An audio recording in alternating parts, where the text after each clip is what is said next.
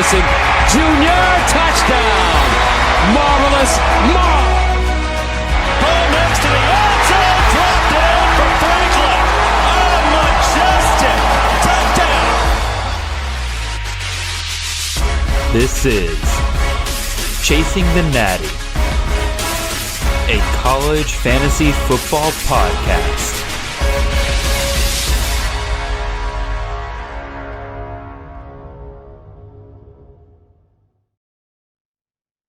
All right, good evening, everybody. This is Jared Palmgren, host of the Chasing Natty podcast. Hope you guys have a wonderful Sunday night here. We are back again with another live CFF draft show, and we got an extra special guest on this week. Not that our other guests haven't been already awesome since we started doing these this summer, but sir, I don't think I've ever had you on CTN before, and you are a paragon of the college fantasy space. It is Mr. Thor Nystrom over from FantasyPros. Thor, how are you doing tonight, sir? I'm doing great. It's good to be here. Good to make my maiden voyage, and I'm excited to draft with some of these folks. We got a couple buddies in the room, so I'm looking forward to this. Oh yeah, I think as soon as I said that Thor was, or that you would be in this draft, they were like, "All right, I got to get in on this. This ought to be fun." So it's going to be super fun. I'm looking forward to it. Mike Bainbridge wants me to ask you immediately about Brian Ferentz. Is he hitting 25 points per game this year? Because I've been drafting a lot of Caleb Johnson. Yeah, the drive to 25 and 7 wins. We're definitely getting over that. That's for sure. Well, I don't know how much I want to talk about this before we start drafting, but I think Iowa's got a decent shot to be, if not the most improved offense in the nation, like top 5. For sure, because now Ferentz is incentivized to push the foot down on the gas pedal. I think Iowa has 5 returning starters on the offensive line. McNamara, going from Spencer Petras to McNamara, it's like going from a junior high kid to Peyton Manning in his prime. Okay. And then, you lose Laporta, who was the offense last year, but they still have 2 amazing tight ends who are going to get drafted in Lachey and all. So And their receiving core is going to be better than it's been in years. They brought in the Ohio State kid, and they're going to be better at that position too. So I buy it. They're not going to be a juggernaut, but yeah, they're going to be way better on offense for sure. So they will hit 25 points per game, and all 25 of those points will be offensive points. I didn't say that, Jim. I didn't say that. You'll get the customary, either special teams point, the defensive scores. Or, we had several safeties last year, too. So, I mean, the defense certainly going to chip in. All right. On that happy note, with the starting talk with the Iowa offense tonight, we're off to a great start here, guys. Again, really appreciate all of you guys in the chat. Got a lively chat tonight. Love all the comments I'm seeing in there.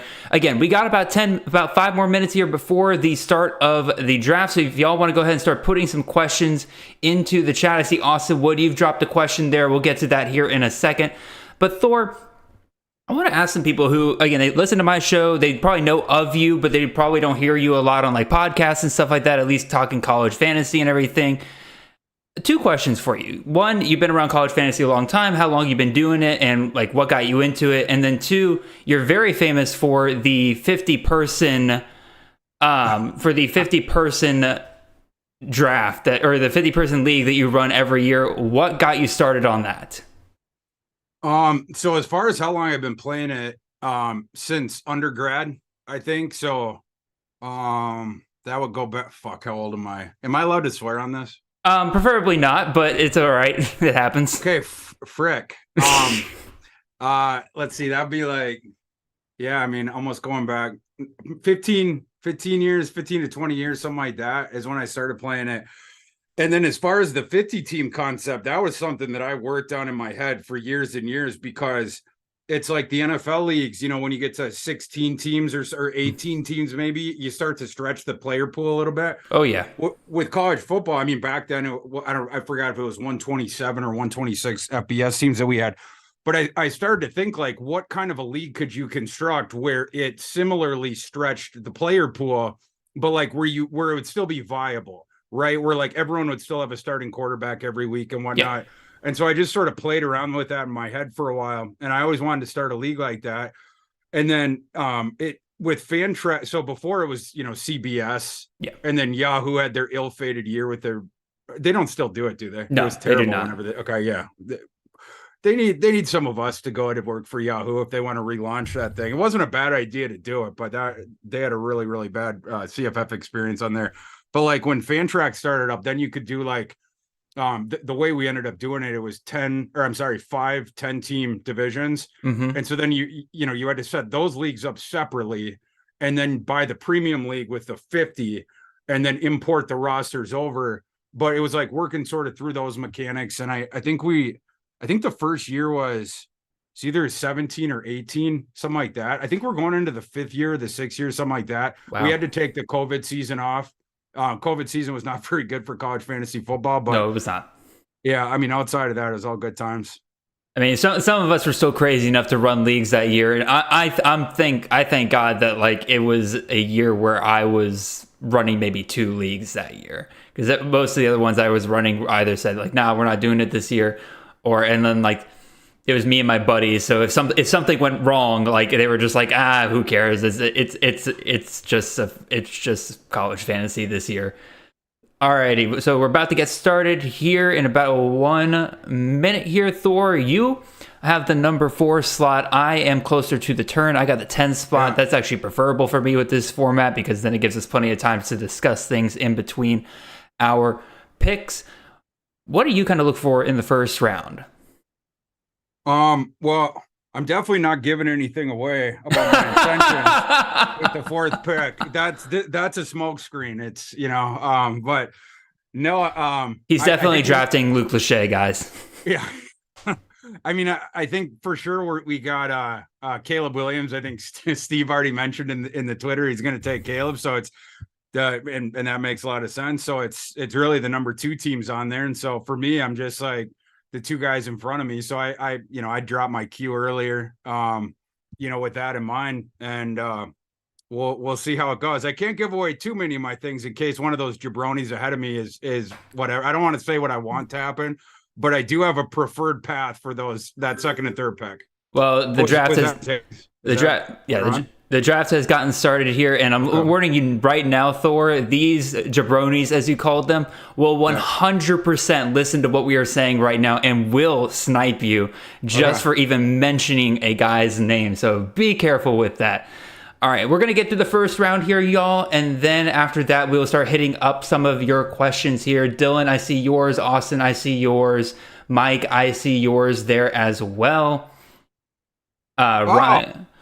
Yep, I told you. I guarantee you he was listening. I guess my T-shirt was ill faded. Well, at least I get Judkins then.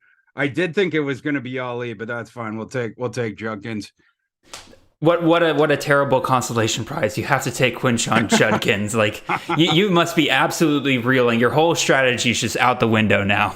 Yeah, we're gonna orphan this team. Shut the laptop. No, I mean that's all good. I thought just like Chuck, it'd be Ali, but those guys are pretty close. So I don't begrudge Mr. CMT any for taking Ali. I have those guys pretty close as well. So.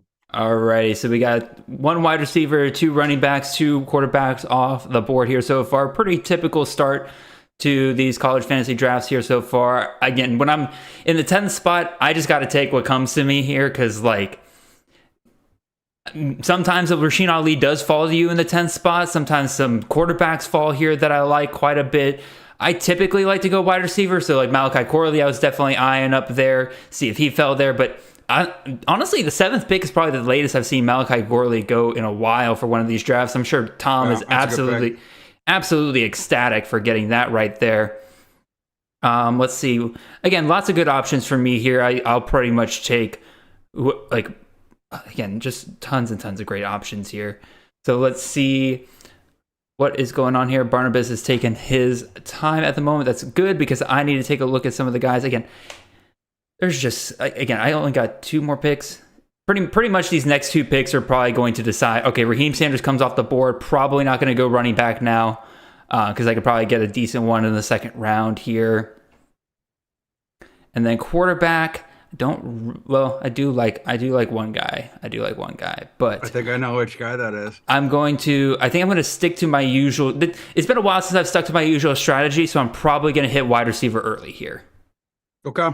So again, there's an elite tier of wide receivers. I don't mind taking shots at them later in the draft, but for right now, I'm going to go back to what has made me comfortable. So okay, there goes Blake Corum. Let me go ahead and grab my top wide receiver left on the board, Mr. Torrey Horton, wide receiver out of Colorado State. All day, every day, even if that offense does not improve a smidge this year, Torrey Horton is still going to eat because he's by far the best player on that team. I have zero problems taking him here in the first round.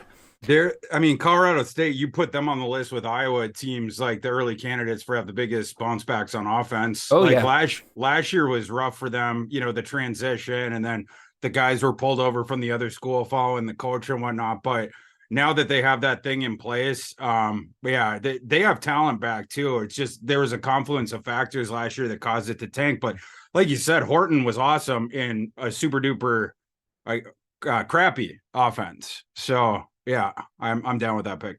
Yeah, there's a couple offenses that again me and Chris Moxley broke down a couple of them not too long ago. Alrighty, so it is back to me, and I was thinking about going wide receiver here, but this is top 2 tight ends in the league right now. Oronde Gadsden comes off of the 2-2. Let me go ahead and snatch up my boy Brock Bowers here in the second round. I think this might be the first share I've gotten of Bowers all year long. I typically don't hit wide tight end early. Usually somebody takes him in the first or second round by the time it gets back to me. I am fully on board with grabbing him here. Yeah, 1,000%. Yeah, and he has those blow up games too. The only tough thing with him is like when Georgia's playing some of the crappier opponents on the schedule, it's like they don't feature him as much as they probably should, just because they know they're going to win in the blowout. But you notice in every game where it's like a high leverage game, like a game they had to win, whatnot, they just pound the ball to him. I mean, the national championship absolutely is a great example of this. But yeah, I mean, you see it with all the big time opponents they have. Yeah, again, I agree with you 100%. That's why I probably am going to move Gadsden up to my tight end 1 over Bowers, mostly because of 2 things. One, Gadsden's really a wide receiver, but because he's labeled as a tight end on Syracuse, he got to change the designation over here. He's going to be more consistent week to week. Bowers definitely has the higher upside on a week to week basis, which is why I love grabbing him here, and especially in a best ball format like this. All right, it's coming back to you, Thor. You got running back in the first round. What are you kind of feeling here in the second? Yeah, well, I was only going to take a QB if one of the top guys fell to me. That probably is out the window right now. So I'm going to be looking a different position. We're going to wait on quarterbacks. I'm always comfortable waiting on quarterbacks too. I feel like I can find them later. Absolutely. Yeah, and with those, you mentioned the top 2 tight ends off the board. Those guys got to go in the first 2 rounds. In my opinion, there's not another tight end that's worthy of this pick. So we're going to be between running back and wide receiver. And okay, Zachary Franklin just went off the board. I'm probably going to be taking, let me update my sheet real quick. I'm probably going to be taking a wide receiver here, but let me just take a gander at the, yeah, we're going to go receiver.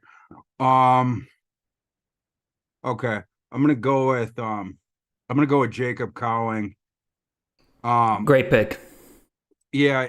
And Dorian Singer is a kid I like a lot. Actually, he's from my area here in the Twin Cities. He got a lot of looks last year. Obviously, he has transferred to USC. A guy we're going to see taken a little bit later on that's going to benefit him quite a bit, the McMillan kid. Yes, sir. But there was he was 5-star, right? Or else really high 4-star the year Very before. high 4-star. Yeah. So I mean, but like with Cowling, you talk about like the best player on the team by far. Like they're going to just be pounding targets to him all year. So we got to go with him. Clear wide receiver 1 there. All righty, we're through the first 2 rounds. I think it's a good time for us to start answering some of these questions from the chat. Sorry for making y'all wait so long, but we had to get ourselves settled here. First question from Noah Pierce here. Do you factor in the strength of schedule when drafting a player? For example, you're drafting an SEC quarterback like Jaden Daniels or an ACC quarterback like Jordan Travis. Thor, I'll let you take that one first. Yeah, and the deeper the league, the more I do. The 50-teamer is a good example of this, but also, ones where, I mean, this one in some ways being the 30 rounds or whatever, but when you have more teams as well, the further that you strain that player pool, because the guys with the crappy schedules, there's guys where you can pick out the streaming really well. I was talking with Froton about this on the phone a couple weeks ago because he had a pick in a really deep league. And so he asked my take on it, and Hardison from UTEP was one of the guys he was considering. And I told him, like, I've had Hardison in deep leagues these last couple of years. I love Hardison. He's absolutely unplayable when they play the few decent teams on their schedule, typically in the non-con. But they have so many just awful defenses on their schedule. And Hardison tends to give you good fantasy games when they're playing those crappy teams on UTEP schedule. So, like, I absolutely look for the streaming type guys, and the schedule is one thing primarily that points at that for sure. All right, Thor, you're back on the clock here. I will go ahead and answer this question my own way here. I mean, I fully agree with you. I mean, you have to consider it. Now, do I think it's the end-all, be-all for a lot of players? No. Like, you got to go with system. You got to go with just the talent of the player. But, there are just additional things. Like, it is a great tiebreaker between players. So, like, no, if you are looking at the draft and you're like, all right, do I go Jaden Daniels or do I go Jordan Travis? Maybe you do go Jordan Travis because you think he'll be more consistent for you in the ACC on a week-by-week basis than somebody like Jaden Daniels, who can go for 50 points, but then next week have an absolute stinker against Arkansas. So I think that's... Exactly. All right, Thor, you took Frank Gore. Real quick, what do you like about him? Actually, this answers a question, I believe, because somebody asked... where is it? I could have sworn I saw somebody asked a question in the chat about Frank Gore. So tell me, why do you like Frank Gore so much? Well, I hope this year they can pass a little bit, unlike the last couple of years, just to take a little pressure off them. But either way, they give him the rock all the time, right? So, like, I mean, it's a usage thing, and he's a good player. But, like, these last couple of years, it's almost been because they had to, because their quarterback play has been so atrocious, and then they had the injuries there and whatnot. But I would actually prefer that they get just a little bit better at passing so defenses can't stack the box against Gore, but he's going to get the touches either way. So, I mean, obviously early on in a CFF league where you have the whole player universe at your disposal, you're looking for guys that are going to get 1 billion touches, and Frank Gore is going to get 1 billion touches no matter how good that offense is. So are you a little worried about the fact that, like, so much of his production last year came in just a few games? Like, I actually discussed this a little bit on tomorrow's CTN. I think he's going a little bit too high. Not in best ball, I'm kind of fine with him going here, but especially in like redraft where you have to guess where he's going to pop off and everything like that, it concerns me that his best games came in week 1 and week 13, and then it was kind of met in between. Yeah, but I think a part of that speaks to the offensive environment that he was in, because some of the games, the game script just went against them because of that, or again, the defense is stacking the box, whatnot. But I feel like they are going to be better at passing the ball this year than they've been the last few. You would almost pray to God, because it can only really go one direction. And I think you'll see more consistency with that. But yeah, I mean, like, I don't have USM's schedule pulled up, but yeah, I mean, there's going to be, a couple matchups where, in a best ball, I'll probably have a couple guys with a higher score than him, but you already know that he has the upside. And once the offense gets better, he's going to have even more touches in the red zone and around the goal line. So yeah, I just think in terms of all that, it was worth the squeeze. And then there's always the possibility that the super back comes back and that they run out of QBs to play and he can start playing quarterback for them. Yes. Yeah, I mean, it was Dylan Knob. It was you that asked about Frank Gore. Again, draftable in rounds 2 through 4. I would say no to round 2, yes to rounds 3 and 4 in a best ball. But Thor obviously thinks he's great for everything. Sorry, I didn't mean to cut you off there, Thor. I saw that and I was like, I need to make sure I shout out Dylan there. Yeah, no, for sure. No, I agree with that. All right, next question here. We have from Austin Wood. He said, I noticed Saban didn't like to use Premier back too much against scrubs last year. Do you recommend benching Jace when Bama is playing cupcake teams? I think there's some merit to that. However, also, I'm going to quickly draft my next guy here. Go ahead and get a piece of that UTSA offense. I think there's some merit to that, but here's the thing. Jahmyr Gibbs, for all of his talent, like clearly the NFL loves him because he went in the first round. Like for all his talent, like he wasn't the strongest between the tackles runner that Bama's had the last couple of years. And when when he's deployed in that Bama offense, they obviously threw it a ton to him. But I think they realize that he's not a guy that against those cupcake teams, it's worth it really to run him up the middle 20 times in order to run that clock out and everything like that. So yeah, I think they shut it down for the most part with him because they wanted to save him for better teams, which is when you saw guys like Jace McClellan, who is a better between the tackles runner in my opinion, kind of come in and get a lot more carries in those games. Do you kind of read the same thing there, Thor? Because I think Jace is going to be fine for the most part, or he'll be better. They'll probably still limit him, but at the same time, it's not going to be quite the complete shutdown Jameer saw last year. Yeah, but that goes the same for any, you talk about like the game script thing and when you're starting to blow people out. I actually think Alabama as a team this year is down. I think this is going to be the worst Alabama team in a while. I don't think they're getting to double-digit wins. That actually will probably help them in terms of like, at halftime, you don't have to start benching your starters or whatever. For sure. But yeah, like the thing that I want to keep an eye on is, obviously Gibbs leaves and we all knew that Gibbs was going to get as many touches as he could handle. But like, are they going to go back to a more platoony type thing, or is McClellan going to get Gibbs type per game workload? And now we just don't know yet. But yeah, I mean that's one thing that that I'm going to keep an eye on. But certainly when they're in blowouts, they're going to want to get that freshman stud out there in the second half. I mean, just of course, yeah, no, for sure. All right, you're on the clock here, Thor. I'll let you make your pick here, and I'll go ahead and read out Steve's question here. He says next we need a Jay Daniels versus Jay Daniels breakdown. I assume he means Jaden Daniels, quarterback out of LSU, versus Jalen Daniels, quarterback out of Kansas. I've been very vocal about my love for Jalen Daniels this offseason. People really don't realize just how good of a start he was off to last year. Again, there's probably going to be some regression there with Kansas, not catching people off guard this year. I think people are going to be a bit more prepared for them. But at the same time, like, he's a dual threat guy on a team with a terrible defense. It's going to be a ton of high scoring games. He's going to be forced to score with the ball.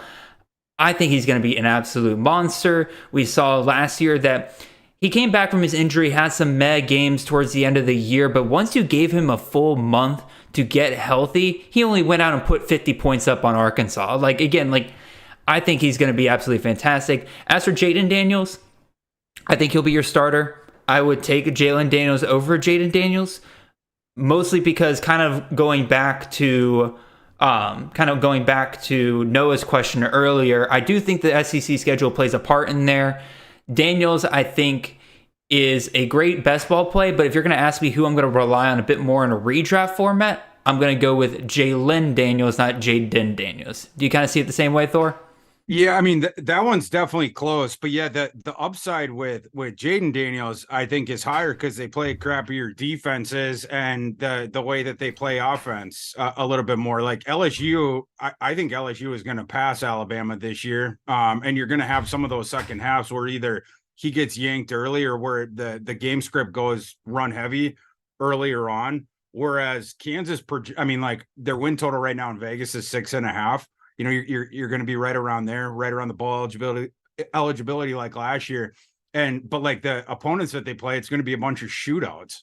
Right. So the one thing with my Rock Chalk boy is the injury concern. And it's funny. I was actually talking with an NFL agent about this recently because he asked me about my opinion of Daniels as an NFL prospect, and it's really important that he stays healthy this year because you're looking at a kid who's a tick under 6 feet. Yep. He is built a little bit thicker for that size or whatever, but last year obviously he had the shoulder thing or whatever, the AC joint deal, and this year it just is what it is. He has to stay healthy all season. So yeah, absolutely, for sure. All right, you're on the clock here, Thor. That'll give me some time to read out our next question here.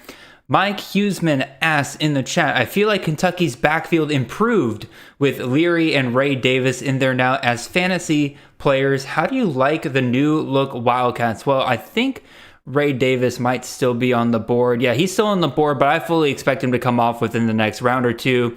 I think that Kentucky's going to continue to try to pound the rock a little bit more. Hopefully that offensive line is much improved compared to what we got last year. I think he'll be helped out a ton by the passing game being in a better place. Liam Cohen returns to the Wildcats. And people kind of forget that Will Levis, like for all the crap we gave last year about Will Levis and everything like that, he was a fantasy starter for CFF 2 years ago. Like he was a pretty consistent week by week quarterback for you right there. I believe he finished in the top 30, if not a little bit higher. I think there's a similar path for Devin Leary to kind of be that safer 24, 25 points per game CFF player. Is again, it helps that Kentucky plays in the SEC East. They're a bit more, there's definitely a lot more parity for them over there to be competitive in every game. I definitely see a path for Devin Leary, and I think, again, if you're looking for a safe option near the end of your drafts, because Leary does not go high at all, he's definitely a good investment. Thor, your thoughts on the Kentucky Wildcats? Yeah, I agree with that. The last time Cohen was there, obviously the offense was clicking, was humming, and Levis kind of struggled without him last year, and Levis was banged up, and the offensive line was down. You know, they had lost, 3 NFL guys over the previous offseason, whatnot. It's a scandalous take, but I think Kentucky improved their backfield this offseason. I would take Leary and Davis over Levis and Rodriguez. And by the way, the NFL really likes Leary. Yes, sir. Yeah, he was the second highest rated guy in the Blesto preseason rankings. Number 2. Now that doesn't have the underclassmen in it, but I was, when I seen that, I like my eyes got like saucers. I thought I was high on Leary. The NFL's apparently higher on him than even I am. But you have him working with the NFL offensive coordinator, and their receiving core is going to be better this year. You know, they were sort of cobbling it together, but obviously Robinson's back. You have some other guys like that. I love Ray Davis. So like Ray Davis for me, that raises the ceiling there. You're going to get more explosive plays. I just think that offense is going to go maybe not back to where it was in 2021, but certainly it's going to be way, way better than it was last year. Yeah, absolutely. And again, you talk about Tavion Robinson playing there in the slot, which obviously Liam Cohen loves, but they got Barry and Brown, I think, will be an NFL wide receiver in the future. Yeah. He is legit. And then Dane Key makes a exceptional third option on the outside there, playing opposite of Barry and Brown. I think, like, combined with Devin Leary, they could be a very sneaky offense coming into this year. I've been debating all year long whether I take Tavion Robinson or do I take Barry and Brown in drafts all over the place. I still kind of lean Robinson, mostly because he goes later than Barry and Brown, but like Barry and Brown's just so good. I wouldn't mind taking shots on him. Yeah, the offensive line is certainly going to be better. So, it can't be worse than it was last year. So, yeah, there's a lot of things I think pointing to a bounce back for that Kentucky schedule. I looked into this for my SEC preview with the win totals and stuff. Is not good. Kentucky hit the schedule pretty good, and a part of that was of their own making, because in the non-con they're playing a bunch of cupcakes. So, I mean, you have that going for you. Thumbs up for me for Leary. Man, there's 4 good options here I'm debating between. I doubt any of the other options will make it back to me in the 7th round. Which way do I go with this one? You know what? I'm going to continue to load up on running back. We just talked about him. Shoot, I'll take Ray Davis. There you go. I'll take Ray Davis. Pair him with some Ray Davis. Rodney Hammond, Audric Estimé, again, I probably talked about him too much in the past month and everything like that, but like with Logan Diggs getting out of there, there's just an insane number of vacated carries in that Notre Dame backfield over there. And Estimé, I think, is easily going to be the biggest beneficiary of that. Hartman's probably going to get some carries. I mean, Jadarian Price is coming back from injury as well, but there's over 350 almost 350 vacated carries in that Notre Dame backfield, with Tyree moving to wide receiver, Diggs transferring out, Pine and Buckner transferring out. There's a lot of vacated production there that I think Estimé is going to absolutely eat with. He almost hit 1,000 yards last year on 156 carries. He's very efficient in what he's been able to do. I love grabbing him as my second running back. It is absolutely phenomenal, in my opinion. Yeah, definitely a good pick.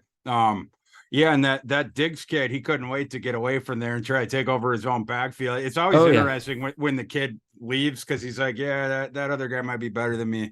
But yeah, now Diggs is going to get to take over at LSU. But yeah, Estime is a really good back. And again, another offense that projects to take a leap forward this year, Notre Dame, right? Like the Drew Pine to Sam Hartman, it might not be, oh crap, I'm on the clock. Go ahead. Go ahead.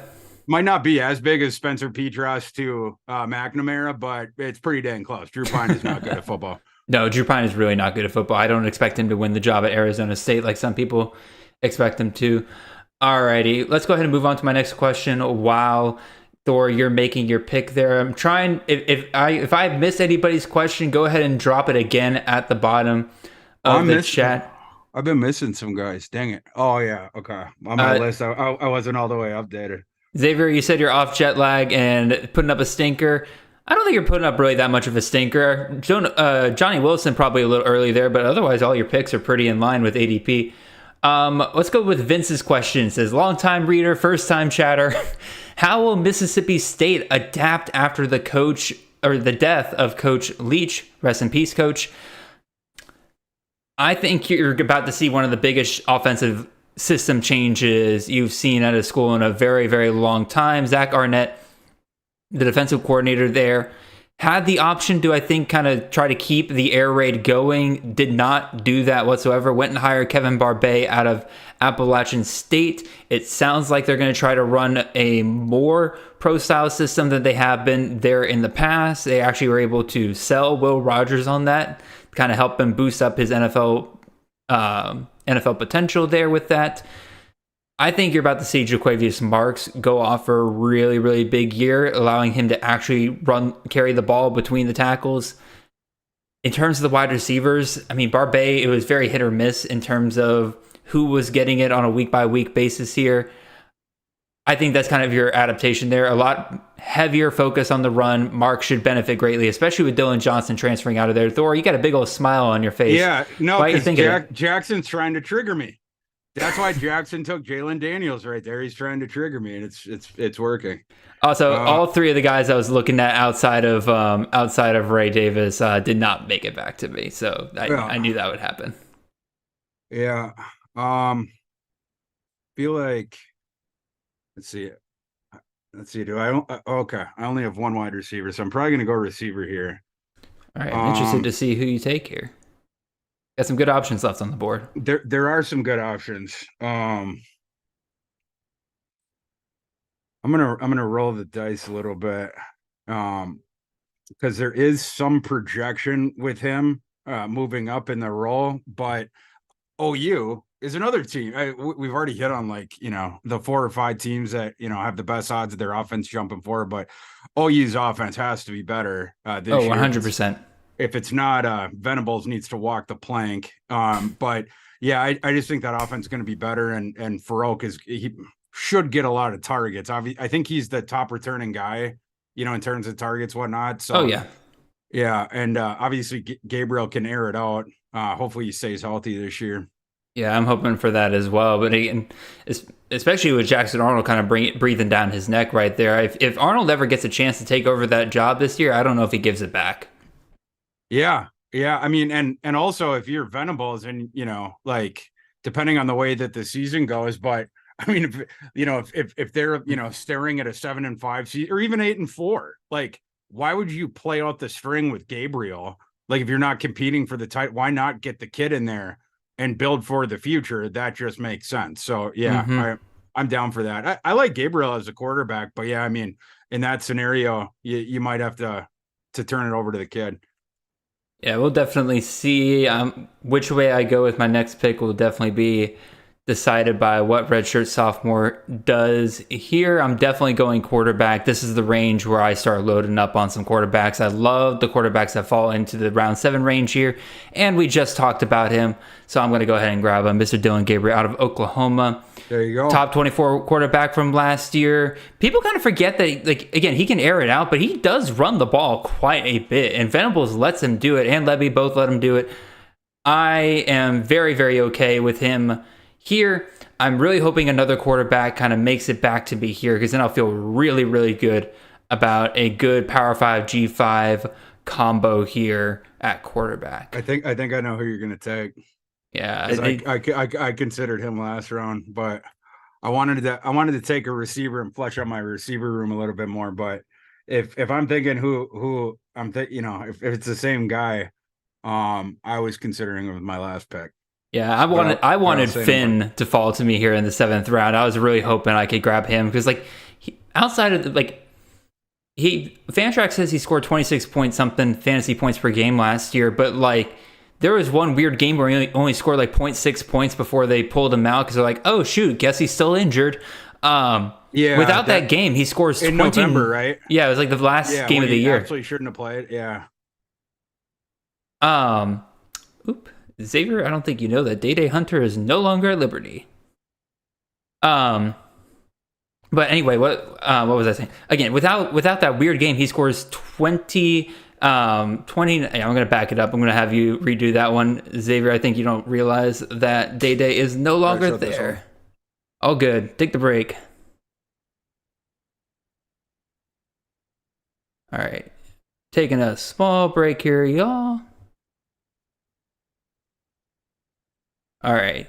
Xavier goes Gavin Sawchuk there out of Oklahoma. Probably a little early in my opinion. Probably could have gotten him a little bit later, but hey, with the way he finished the year at the end of the year, I feel pretty good that he'll be a pretty good pick throughout the year here. Again, he'll split it with Barnes for sure, but Barnes has that dead bone injury that could pop up at any time, so we'll definitely see. I'm going to take my second quarterback here, pair it up with Mr. Michael Pratt here out of Tulane. Just an absolutely fantastic finish to the year against USC. Obviously, USC's defense is, USC's defense. But at the same time, dual threat guy playing the AAC, which is an even weaker defensive conference now more than ever. I love the potential upside of Pratt on a week-by-week basis. So pair that with Dylan Gabriel, I'm feeling pretty good. Except for if they have the same bye week. Thank God they don't have the same bye week. We're good. We back. Yeah, definitely not a bad pick. And with Spears out the door, they're going to be airing it out more. And probably, multiple teams went after Pratt, as you know, in the portal. Sir. He was very close to signing with Florida initially. Florida was throwing a bag of NIL money at him, and that was when Willie was talking to Georgia Tech, and there was the weird stuff where Georgia Tech was trying to get him to say he would go there before the conference title game, whatnot, and so he ended up pulling out of that. But yeah, Tulane was able to, I think, match the package that Florida had put out there. Woof. And he's going back now, and Tulane's receivers the last couple of years have not been the best. I've heard that Pratt is very excited about the young receivers there. So, that might just be, optimism or whatnot, but what he's saying behind closed doors seems to be really excited about the guys there. And even though they might be less experienced than the guys the last couple of years, those guys weren't great. So it actually is possible that Tulane's receivers are better this year. And certainly you would project them to be throwing more. You have to imagine that Willie Fritz was like, Pratt, come back here, and this will be your NFL showcase. We'll let you do whatever you want. We'll let you air it out. Tajay's gone. We'll just fling the ball around. So, yeah, in terms of that, the passing stat should be there for sure. Well, the offensive coordinator there, hired from Central Missouri, was known for airing it out. And last year, I think they did have some problems with kind of getting some receivers to step up. I still kind of like Jaquan Jackson. He's coming back. He's probably the most experienced receiver in that room. So if somebody does step up, I think it's probably him. But like you said, they do have a ton of young guys there. Speaking of young guys, you're on the clock. I probably should let you pick here. All right, there you go. Yeah. Curtis Rourke. Yeah, Curtis Rourke, baby. But what was I saying here? But the backfield at Tulane's kind of interesting, Thor. So again, like you said, Tajay Spears, he's off to the NFL. Turns out it was a very good decision. Got drafted pretty well there. Is there anybody standing out to you there at that backfield that you think could possibly not replicate what Spears did last year? Obviously, that's a tall order, but still kind of be a standout back there. Well, I think the kid that has the most potential, it's that Shady Clayton kid, but I don't think that they know right now if he can handle. He's definitely not going to handle the workload that Spears did last year. No one on that team will. But is he? You don't know yet if he's appreciably better than the other couple kids in the room, where they're going to, have, 90% of a bell cowish sort of paradigm, or whether they're going to go back to, in previous years, as you know, Willie has platoon backs. So like that Clayton kid's going to have to be like heads and shoulders, I think, above the other guys in camp to get that role. I think he has the best shot at it, but we don't know yet, because we're not even at camp time yet, where it could be a 2-headed monster, it could be a 3-headed monster. Fritz has gone both ways with that in the past, and so that's sort of my take on that one. No, it makes sense. And again, like you're talking about, like Clayton being the one with the most potential, there's been a lot of buzz about true freshman Arnold Barnes over there.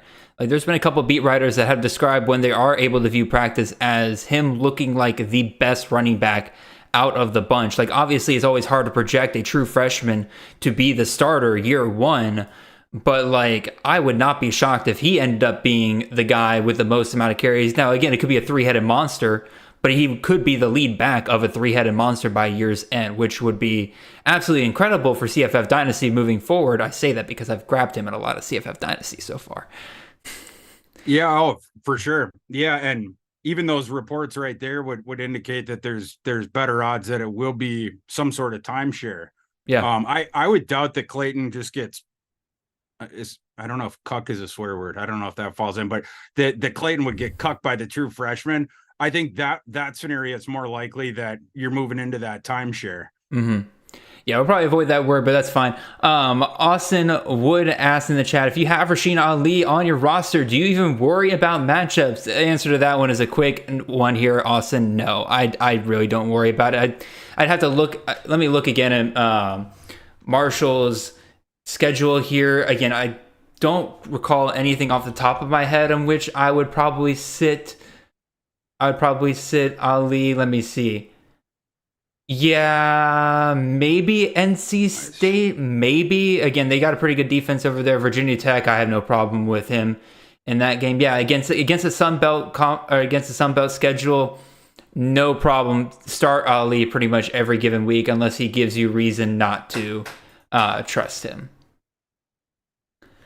All right, Thor, you take Devin Voisin, our hopeful Jalen Wayne / Jalen Tolbert replacement there. Is that what you're kind of thinking with him? Yeah, they, as you know, they pound targets to their wide receiver one. This has been going back several years. They obviously have the veteran quarterback. They have the stud running back. We know their offense is going to be good. Their team last year was led by the defensive foot, and I think their defense is still going to be super salty. But I think the offense is going to be better this year, and Voisin moves into that wide receiver one role. They're going to pound them with targets. So, yeah, I mean, and I think they're going to be in the red zone more often than they were a year ago. So anyhow, that's the thinking there is, yeah, he's just sort of a 1-for-1 replacement with these past couple guys that have just gotten pounded with targets as the wide receiver one there. Yeah, I love being able to grab him, especially if once I get outside of my starting wide receivers, he feels like that excellent upside pick right there, that if you land him as your fourth wide receiver, and he could be a guy that starts for you, and your third wide receiver might just become your excellent flex option.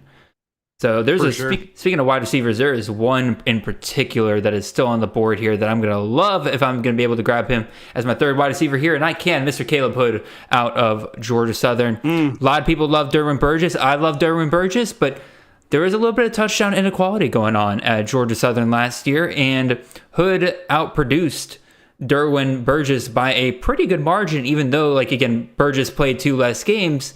It still was a big enough margin that clearly, Hood was even, if not better, as a target hog than Burgess was. It's just that he only caught 3 touchdowns. So, love the upside there. Hopefully get some touchdown equality going on there. Love it as my third wide receiver option here. Now I have to decide between 3 different players here. Oh, which way do I go?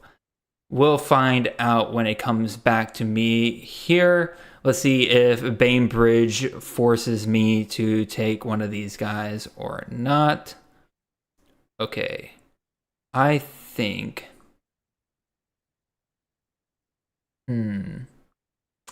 All right, okay, I'm back on the clock here. I'm just going to go ahead and take a fourth wide receiver here. Go ahead and take Justin Lockhart out of San Jose State there. Elijah Cooks, top 20 wide receiver last year. I think Lockhart steps right up into that role. Clear number 2 guy there last year. Maybe doesn't quite get the touchdown be the touchdown magnet that Cooks was last year. Cooks had 10 touchdowns. Lockhart only had 1 last year. But also, there's really nobody else in that receiver room that tells me that they're going to push Lockhart for targets, for touchdowns. So I will take that as my 4th wide receiver option here all day, every day. Yeah, for sure. Yeah, no, that was a really nice 2-step with the receivers. I'm with you on those guys. And yeah, Hood has some of the biggest returning production in college football, and we know that they're going to be chucking it again. Absolutely. With Davis Pickle Brin there now and at quarterback, he's going to put up bazooka numbers too. But yeah, they have so many of the receivers back and the running backs good there too. They're going to have a really good offense again, and obviously he's going to get plenty of targets in that air raid. Yeah, I had a lot of good options there, and I think... Oh, there goes Davis Brin. I was kind of hoping he might make it back to me to get my 3rd quarterback, but there he goes. Brin Sanity off the board there. Still got plenty of good quarterback options. Like I see a couple of running backs I'm still kind of looking at here that I'm probably going to take here. But Thor is kind of making it back to you. Looking at your team so far, where do you think you need to target now? That was an interesting pick of Elijah Spencer. I can tell you from around here, that might be viewed as a bit of a reach, like in CFF turns, but it was funny. I was talking with a buddy about this earlier today. I've heard from multiple people that the Gopher staff loves Elijah Spencer. Yes, I've heard this as well. Yeah. I've heard it from too many people to sort of discount it. You just sort of, just assume in your head, well, obviously Ottman Bell is going to be the wide receiver 1. And then obviously Corey Crooms is going to be the wide receiver 2. I'm not sure that's how it's going to go down from what I'm hearing or whatever. So that's an interesting speculation by Tom. And I see where his head is at with that based on what I've heard about that. And by the way, Callie McMahon certainly raises the passing potential of that team. And with Ibrahim out, it's not going to be the same. You wouldn't think the same just run on every single play with Mo Ibrahim, the 40 touches for Mo every time. So that one could be interesting. The Gophers could be flinging the ball just a little bit more than they have in recent seasons. You go back to Western Michigan. Didn't Zach Terrell have some 4,000-yard seasons? Yeah. Like way back in the day. So like Fleck, he has done that before. It's just that he loved Ibrahim, and they had those Goliath offensive lines in the past. Offensive line's one of the questions you have about the Gophers this coming season. They don't have quite the same road graders. They lost John Michael Schmitz. I think they lost. Also, Thor, I don't know if you realize you got 15 seconds left. Oh shit! Oh, wait, Sorry, I thought you were kind of talking your way through it. No. Wait, hold on 1 second. Oh, my boy's still there. Okay, we're good. 2 seconds. Get him. All right, you got Richard Reese. Yeah, Richard Reese, baby. Reese's Pieces, as we call him. I'm a big fan of Richard Reese, and I think they're going to give him the ball a ton. I didn't even realize I was on the clock. So you're good. I'm glad I said something, because I saw there was about 15 seconds left, and it looked like you're looking up at the camera. I'm like, he doesn't know he's on the clock, does he? I had no idea I was on the clock. So sorry about that, boys. All good. So Richard Reese, I talked to, again, check out tomorrow's CTN episode. We're breaking down tons of running backs there. I brought him up as a huge boom or bust play this year for CFF, mostly because it seemed like they tried the bell cow role with him last year, and all it did was just end up with him getting injured, and then his ceiling dropped dramatically after that point. Because, again, he's good, but he isn't the most explosive running back, so he needs the volume in order to be a true, CFF pounder running back that you want him to be. But he's 5'9", 175 pounds. So he's not like your typical size. Now, again, we've seen smaller guys, especially in the Big 12, do well. Again, look no further than Deuce Vaughn. But the thing that Deuce Vaughn had over Richard Reese is the fact that Deuce Vaughn is actually able to stay in one piece versus Richard Reese. After 230-plus carry games, he is hurting. So, sure, Johnson. Good pick, Steve. Yeah, no, I see what you're saying. Steve is just trying to trigger me now. That's another trigger me pick. Steve knows all my buttons in these drafts. But no, as far as Reese, it's one of those where you answered your own question in the query. they gave him the ball 30 times a game when he was a true freshman. Mm-hmm. They are going to give that kid as many touches as he can handle. You do wonder about the frame and then being able to hold up. But like coming into last year, running? We thought he was going to be the third running back on that team or whatever. Mm-hmm. And then he just blew everybody else away on the depth chart. Yeah, the durability thing is with any running back that size is the concern. But their prerogative is to give that kid the ball as much as they can. Mm-hmm. And I'm shocked that they brought back Blake Shapen because I wasn't terribly impressed with Blake Shapen. Although some people around the Baylor program have suggested that it was some of those injuries that he had that, oh boy, I'm on the clock. Okay. I'll stall for me, Jared. I will stall for you real quick. Barnabas asked, is Fantrax still not added Sturdivant? So I did ask Fantrax what happened there. So Sturdivant was in the player pool. So they had him at UCLA, but then they did an update with their rosters, and because UCLA hadn't had him on their roster when they did the update, it got taken out of Fantrax. They're working on adding him back, but it'll probably be in the next round of roster updates, which should be within the next week or two, if I remember correctly. Thank God Fantrax finally removed all the NFL guys. What do we do if we draft a guy? Are we doing placeholders? Or yeah, we can do placeholders. Just drop in the YouTube chat or in the Twitter chat or wherever who your placeholder is. Okay. And typically try to go for a guy that scored like 0 points last year. Sure. You know what I'm kind of interested in? Kind of looking around here. There has not been a huge tight end run. We're in the 11th round. Usually tight ends kind of like the next tier tight ends start coming off the board around the 10th round here. I see 3 tight ends from round 7 on. So very, very interesting that a lot of those guys are kind of falling here. I'm almost kind of a little jealous again, I took Brock Bowers. I don't feel bad about that pick at all, but like, dude, I'm looking at some of these tight ends. Maybe I get myself a double stack here of just great tight ends because there's some really, really good ones left on the board here. I agree. Yeah. Because I took Keithy back in the 5th, which I thought was okay value there with Kincaid being gone and Utah's receivers not being good. And we've seen what Keithy does in the past. He's going to get plenty of targets. But yeah, and then Sanders went a couple rounds later. But yeah, I expected some of those other guys to go a little bit earlier, and there's some good tight ends on the board. So yeah, I think we might have there goes one of them. I think we might have a mini tight end run coming up here with some of these teams that need them.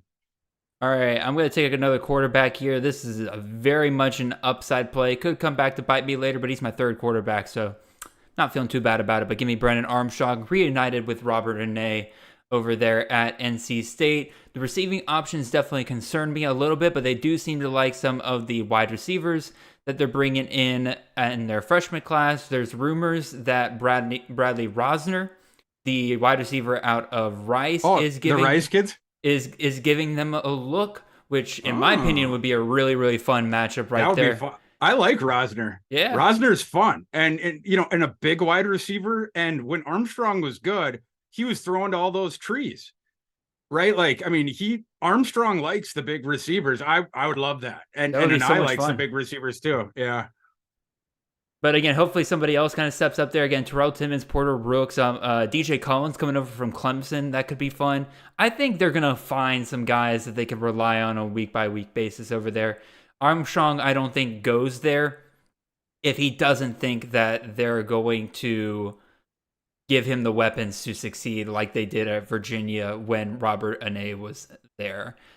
Alrighty, let's see. It's coming back to me. I have a running back that is sitting here right at the top of my queue. If he is still here, I'm going to take him. One of my favorite break glass in case of emergency running backs, where if it's been a while since I've taken a running back and he is still here, I feel very good about the value. So let's see if he makes it back to me here. Also, I see we're kind of running out of questions a little bit in the chat. So if you guys are watching and think of any questions, again, go ahead and fill us right back up. We will do our best to make sure that we can answer them in a relatively timely fashion. And if those of you who are joining us here a little later, go ahead and drop a like there. Again, I see 25 people watching right now. We're not even at 20 likes. So go ahead and drop that if you have not already. All right, Logan Diggs comes off the board at the 12th pick. You are big on, okay, Hornsby's a good pick there in the 12th round. Pure upside play. I like this value a lot better than when he was going in like the 5th, 6th round or earlier this offseason. Yeah, well, what I wonder there is the Finley thing. That's what concerns me. And you wonder if, and Hornsby is, I mean, coming out of high school, is the freak athleticism that you were pointing at. It'll be interesting to see, like, I feel like he loses the tiebreaker there with the athleticism because he would be a position switch convert possibility. But whoever, I see the upside swing there because whoever is playing quarterback in that system, that coach coming up that took that job, he's had these ridiculous offenses in the past or whatever. So who's ever starting at Texas State is going to put up some numbers. And we talk about like the quarterbacks that have some of those crappy schedules with all the bad defenses. Certainly he would be up there on that list. So we'll just have to see about that. But Finley is the one that concerns me because he can spray it around the yard. No, and I totally get that. And it's a reason why I'm glad that Hornsby's finally dropping. He's finally dropping, in my opinion, to where he should have been really this whole time. He's a pure upside play. There's a good chance that he could absolutely crash and burn. That offense doesn't take off this year. But Mike Bainbridge just grabbed him as his 3rd quarterback there. When you got guys like Tyler Shuck and Cam Ward who are running in proven CFF systems that have helped out their quarterbacks, I think it is a great pick there in the 12th round, 3rd QB off the board. I'm totally down with that. Thor, you are up here. I'm going to go ahead and explain my pick. Again, I took Mr. John Lee Eldridge out of the Air Force. Thank you for your service, sir. He is one of those guys where he doesn't quite fit that mold that Air Force has been utilizing as their top running back option, but all indications are that he's clearly the best running football player that team has over there. Even if he doesn't hit Brad Roberts' level, which is so hard to hit Brad Roberts' levels. I mean, Brad Roberts had almost 350 carries last year. I doubt Eldridge or anybody would be able to hit that again this year. But if Eldridge is a guy that gets 250 carries and still hits like 1,100, 1,200 yards and is able to suck up, 9, 10, 12 touchdowns compared to Brad Roberts' 17, that's still an excellent pick here in the 12th round, in my opinion. Thor, you just took Mr. Barry and Brown. We talked about him earlier. So you finally found some good value here, you think? I think so. I definitely needed a receiver. Did McCaffrey already go? Because I was looking him up and I couldn't find him. Yes, missed him on the sweep. I'm fairly certain that he went. He went in the 8th round here. Okay, redshirt sophomore took him. Yeah, so I sometimes I miss the guys on my sheet, but Brown. Yeah, we were talking about this before. I think the Kentucky offense is going to be better.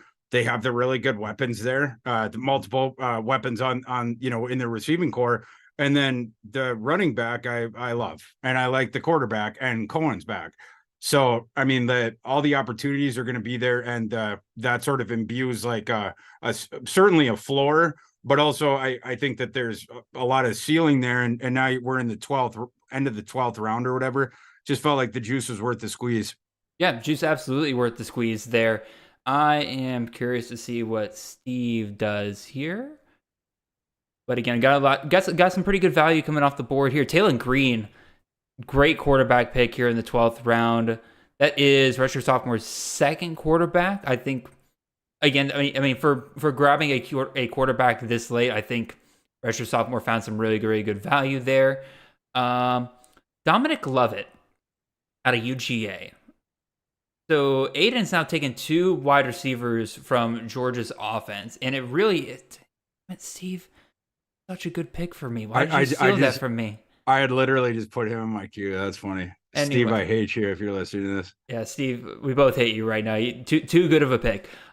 Anyway, Georgia wide receivers, like, if you really think that passing offense is about to finally take off under Carson Beck, like, I think it'll be a good passing attack. I'm still concerned about how they're going to divvy up targets there for any one wide receiver to stand out there. But I will say, again, talking to some of the guys closer to the program, if there's going to be a 1,000-yard wide receiver at Georgia this year, and again, big if, considering, the history at the position, it's going to be Dominic Lovett. Just been an absolute standout for Georgia in spring camps, in the summer 7-on-7 sessions that have been run by the players and everything like that.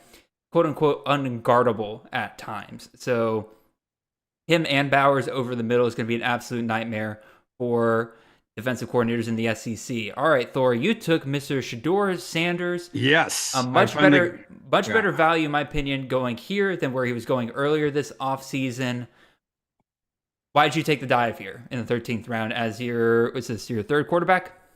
Yes. Well, I'm a huge fan of his, and I love the offense that they're running with Sean Lewis. That's one of the most inspired coordinator hires I've seen recently. It's not just that Lewis is a good coach; it's like evil genius style to put that kind of tempo, top 5 adjusted offensive tempo, going back years and years at Kent State in altitude, like that. It's just brilliant. You're going to be able to gas opponents with that. Is Colorado as a team going to be great this year? No, probably not. Like they're at 3.5 wins in their Las Vegas win total. But Shedeur Sanders is a really, really good player. From NFL draft perspective, I think he's probably the biggest sleeper out there right now that people need to talk about more. I mean, obviously, not a lot of folks have, like, those folks that like seen him at the SES, whatnot, and he's going to have to prove it moving up a level. But I think, they're going to be behind in some of these game scripts or whatever and running that ridiculous tempo. And they have solid receivers. They also go, 3 deep in the running back room. I think they have the horses on offense. Their left tackle, someone was just telling me that he's been impressing people. Another guy the NFL is looking at, the 6'10" Colossus kid, one of the few that they kept. On offense, I think Colorado's going to be better than people think. I do think the defense is going to be a travesty, but that helps me in drafting Shedeur Sanders because they're going to have to go even faster and be even more aggressive on offense. Yeah, absolutely. PSA for everybody out here. I just want to let everybody know I now have the best tight end room in this draft by far, with having Brock Bowers and then the number 1 tight end out of Iowa. Y'all have made a mistake letting me have that powerful of a room right here. I could have sworn Lachey was coming off here pretty soon, but I am super happy here. Steve, I don't want to hear it. Eric All will not be overtaking Luke Lachey as the number 1 tight end at Iowa over there. Ashton GNT was a great pick after that, though, because quite frankly, I didn't even realize he was still on the board. That's a mistake on my part right there. I think I'm going to take another quarterback when it comes back to me. Mike Houston does ask in the chat, what do you guys think of Donovan Smith transferring from Texas Tech to Houston? Is he a CFF upgrade from Clayton Tune? I think it's going to be hard for him to be an upgrade to Clayton Tune, considering Clayton Tune was the QB2 in all of CFF last year. So are you asking me if I think that Donovan Smith will be the QB2 in fantasy again this year? Probably not, but I think he's going to be a damn good quarterback. Again, dual threat guy going to Dana Holgerson's system. They're going to be passing a ton because they're going to be facing a lot tougher defenses, tougher offenses. They're going to be forced to pass in order to keep up here. Xavier, I like the fact that you went Javonte Barnes there in order to pair with Sawchuk. I think you'll probably get a CFF starter out of one of those guys on a week-by-week basis. You just don't know who. Works out well for you here. Anything else? Barnabas says, but who's Lachey's roommate? I mean, you're fair enough. Again, like, who knows, y'all? Who knows? Maybe I take Eric All here again, just to spite all of you guys who are just crapping on me here in the chat. We'll find out. We'll definitely find out. I heard from someone around the Iowa program that they think they're turning the clock back to the Hawkinson fan era with these 2 kids. There's just this thought out there that Iowa's tight end room drops down because Laporta's out the door, and nobody loved Laporta more than me. Absolute stud. But when Lachey played, he was almost as impressive, and certainly in a different way. It's hard to match the agility and strength that Laporta had. That after the catch stuff, he was a god. But Lachey might be a more well-rounded tight end, and obviously Iowa loves the potential of All as well. So, I mean, both those guys are going to play damn near every snap. Yeah. Because obviously Iowa does the 12 personnel, but yeah, I this could be a throwback to the Hawkinson fan a couple years. Very much so. And again, that's why I'm glad I'm definitely grabbing these guys in a best ball format so I don't have to try to guess who goes off on what week. Because that was kind of the thing with Hawkinson and fans, was that it was never really both of them going off in the same week. It was one or the other, and that made it frustrating for a lot of people. Both finished in like the top 10 tight ends on the year. It's just that, you could play in 1 week and get 20-something points, and then the next week you get 3. Exactly. Yeah. Yeah. All right, a couple picks coming off the board here. Barnabas, great pick there with Malik Sherrod. Love Fresno State running backs there, especially Ted Ledford. Ted Ledford, a top 20 coach in the country when it comes to RB1 fantasy points per game. And then kudos to Mike Bainbridge. He sniped me there on RJ Harvey. Good pick there. So I had to pivot over to Ricky White and the go-go offense over there at UNLV. Or what are you looking at here coming up on the 14th round?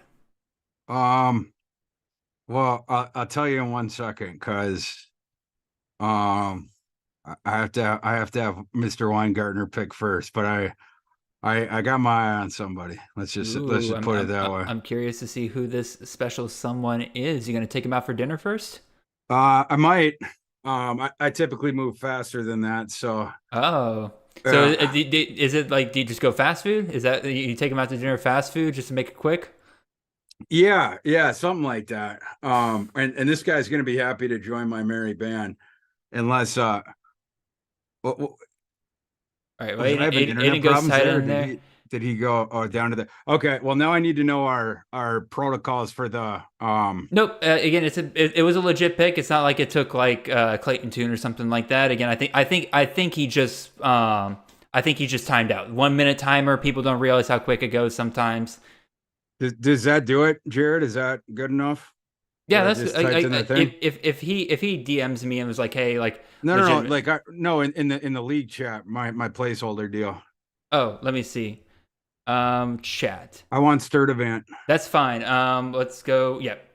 Xavier Staples. That's fine. Yankoff is the one I tip. You know what? I'm gonna put I'm gonna switch out Yankoff. Yeah, put Yankoff. I'd rather have Yankoff as my. One, because it's a funny name, and then two, like that's what I've been doing in every other league. So like when I see Yankoff, I know like, okay, that's Sturdivant. Okay, love it. Tommy Harvey's asking you, Thor, are you skipping dinner and going straight to dessert? with Sturdivant, I am. That Sturdivant kid is really, really good.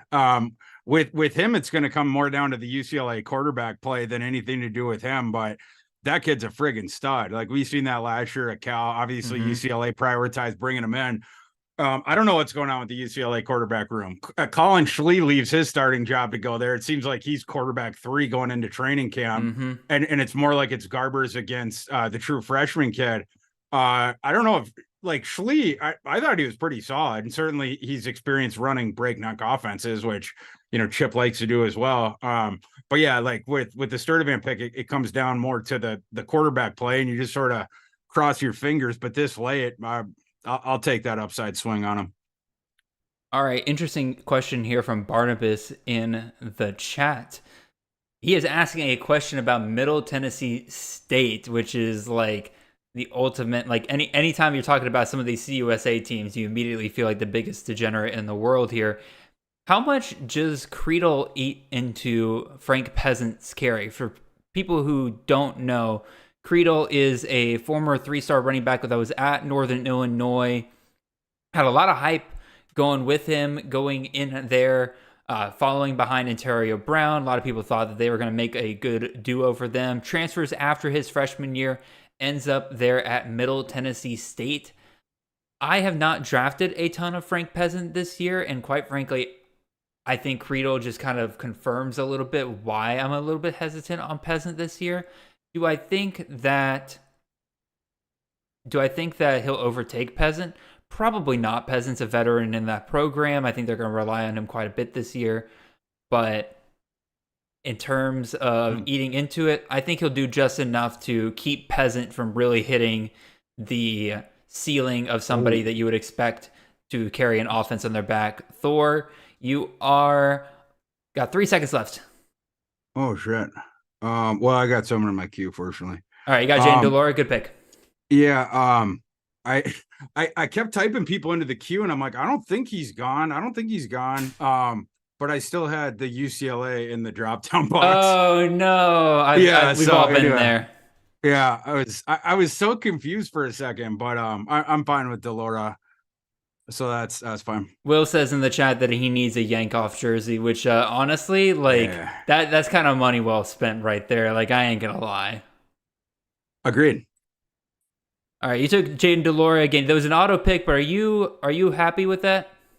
I am. Yeah, I mean, he was in my queue. I was gonna go wide receiver there, but he was at the top of my queue because I think this is good value on him. So I'm fine with that. My quarterback position might be the one, looking at my roster, that maybe, I don't want to say suspect, but it's certainly one where I waited longer than some of the other ones. So that was my 4th quarterback. I don't know how many other people got, but I probably would have waited 1 round on the quarterback if I hadn't made a little boo-boo there, but I'm totally happy with Delora, and maybe it's for the best, like I said, because I certainly waited taking my QB1 with Plumlee.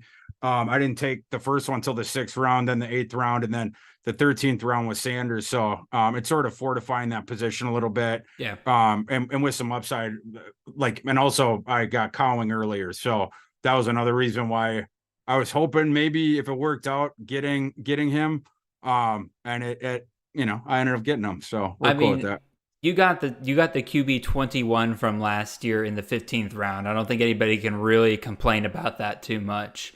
We'll take it. I am going to take a guy with this next pick that I have not been able to take this year, so I'm going to take the shot here. My 4th quarterback off the board. We're going back to the Big 12 here. Give me Chandler Morris, quarterback out of TCU, a guy that did actually beat out Max Duggan going into the start last year. Obviously, coaches saw something there that warranted him starting over Duggan. Now, his game against Colorado was abysmal. He got injured. Max Duggan came in, became the hero of the offense. The rest is history. I'm not gonna harp on that too much right there. But now he comes back in. It's Kendall Briles' offense. It's Sonny Dykes' offense. Whoever's running the offense, really, they produce CFF quarterbacks a ton over the last couple of years. Just look at KJ Jefferson or Max Duggan last year. I love grabbing Chandler Morris here in the 4th round. Love it, love it, love it. Ken Trout, start with Steve's question first. Steve asks, Thor, specifically targeting you, Thor, with your Richard Reese pick, are you worried about the Oklahoma State transfer Richardson at Baylor? No, I'm not. No, I'm like I said, I'm a huge fan of Richard Reese, and the additions there that I think is probably more speaking to the durability thing, where it's like they had that toy that they just loved using last year, and it's like we don't want to get into a position again if he breaks down, like yada yada. But no, they don't have another kid on the roster that can do what Richard Reese can. So my concern is durability. It's not anyone else in that room. No, absolutely fair enough. Ken Trout asks after him, what do we think the Love/McCray split will be for the Illini? I think it's going to be full committee this year. I think they're going to have a 3-headed monster. Chase Brown got the work he did last year because McCray went down so early in the year. Chase Brown got some additional workload. He took advantage of it. They rode him throughout the entire year. I think a lot of us that were high on Chase Brown last year, and I do say us because I was guilty of this, I was high on Chase Brown. I think we got really lucky last year. I think they were set to run a committee with McCray and Brown and Love behind him. And then McCray goes down game 1. Chase Brown comes out, looks like an NFL running back, and kind of the rest was history there. I think you see McCray probably is the RB1. Love not too far behind him. And don't discount Caden Fagan, who is a true freshman going over there. I need to pull up his measurables real quick because this dude is an absolute monster. Hold on. Let me see if I can pull him up on 247. There we go. Yeah, he is 6'3", 221 pounds, just an absolute beast of a human. I'm pretty sure he weighs even more than that now on the Illini roster page. He, from a lot of people I've heard from the Illini program, he'll factor into the rotation this year as well. Like, they've been very impressed with him so far. I think it's full committee. Thor, what are you looking at here, man? Taking a look. Is LaQuinn Allen still out there or no? LaQuinn Allen's gone. Okay, he gone. Okay. I'm gonna go. Let's see if I can get it in quick enough. Oh, oops. We got another guy who wasn't there. Okay, then I'm gonna go. I love Longo's offenses, and we're gonna take a shot there. I just put him in my queue, Thor. You can't do this to me, man. I'm sorry. But yeah, no, it's a total. That's a total bet on. It's funny because in the past you just never take the Wisconsin receivers, but yeah, total bet on first year being good there with Mr. Longo and Mordecai and notice what have you.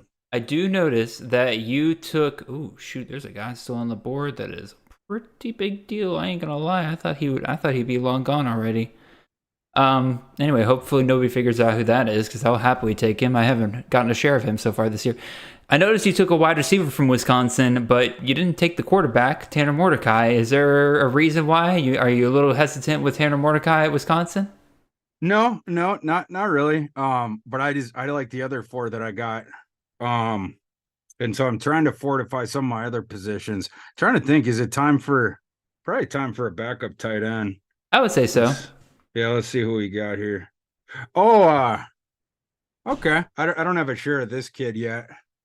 I thought it was interesting that everyone and their mother, all the blue bloods, went real hard after that kid in the portal. So Alabama won out for his services, and you would have to imagine that he is going to figure prominently into their offensive plans, especially because I think some of the receivers last year were dog poop. And it's most of the same cast of characters back. So, I wonder if Dupree gets, a little bit more targets than maybe people expect. I think he's a fine backup tight end pick. I saw some people were trying, like, early on in the offseason, like, having him sneak into those top 10 or top 12 tight ends. And I'm like, they're like, oh, it's Tommy Rees. Like, look what he did with Michael Mayer. I'm like, yeah, Michael Mayer and Cole Kmet and all those guys are NFL tight ends. Like, I think there is a level of the fact that they were just super talented tight ends. I don't know if it's necessarily a piece of the system there, but like you said, like, they have to have some better receiving options there. So why not try something different and kind of focus on the tight end a little bit more? Shoot, work for Georgia. Alabama likes to copy Georgia now. So wink, wink. Yeah, for sure. Yeah. And yeah, I do think the upside's there. And obviously with the starting tight end I got, it affords me the ability to shoot for upside with that backup guy. So we'll just see what we get. All right, I'm going to make Justice happy here real quick. I'm going to take an Old Dominion player here. Give me Javon Harvey, wide receiver out of Old Dominion. I am kind of shocked that he was still here on the board. Quite frankly, if I realized he was still on the board, I probably would have taken him last round. I feel very, very good about that pick. Clearly the best guy, shoot, on that team. Like, he won, I forget what their award, I think it was like the Heart of a Lion award after spring, which basically says, like, they're like the best player on the team. They work the hardest and everything like that. I'll take that for a team that's about to set up a system where they should be passing the ball a whole ton. I'll take that, like that all day long. I like that. Yeah, that's definitely a good pick. And then let's see. Barnabas says Dupree is a great tight end if he can just keep his mouth shut on the sideline. Barnabas, I'd love to hear the story behind that. That sounds like there's some tea there. All right, and then looking at some of my guys here, I think I'm just going to go ahead and do the meme just because I can. Oh, by the way, Mike asked you, Thor, what is the Minnesota beer of choice today? Oh, we're going, before we die, Surly, one of the great breweries that we have around town here. Very nice. Yeah, and yeah, they sponsor one of the Viking shows I do. Very nice. So Yeah. Anyway, maybe that's why I like the beer. I'm not really sure, but it definitely goes down smooth. That's for sure. All right, nice. I don't drink at all, so I don't have any beer to recommend to anybody out here. All right, I'm going with the meme. I'm drinking for 2 tonight, Jared. Boom. Y'all happy? I got Eric Hall as well. Oh, there it is. I got Eric Hall as well. Y'all happy now? Love to see that. Now you can run the 12 personnel. Exactly. I mean, all right, dude. I'm gonna run 13. I'm running 13 personnel over here. Are you kidding me? Like, I'm going tight end attack every play on Madden right now. All right. You're gonna have to get Oscar the Grouch Delp later on to just complete the quintet.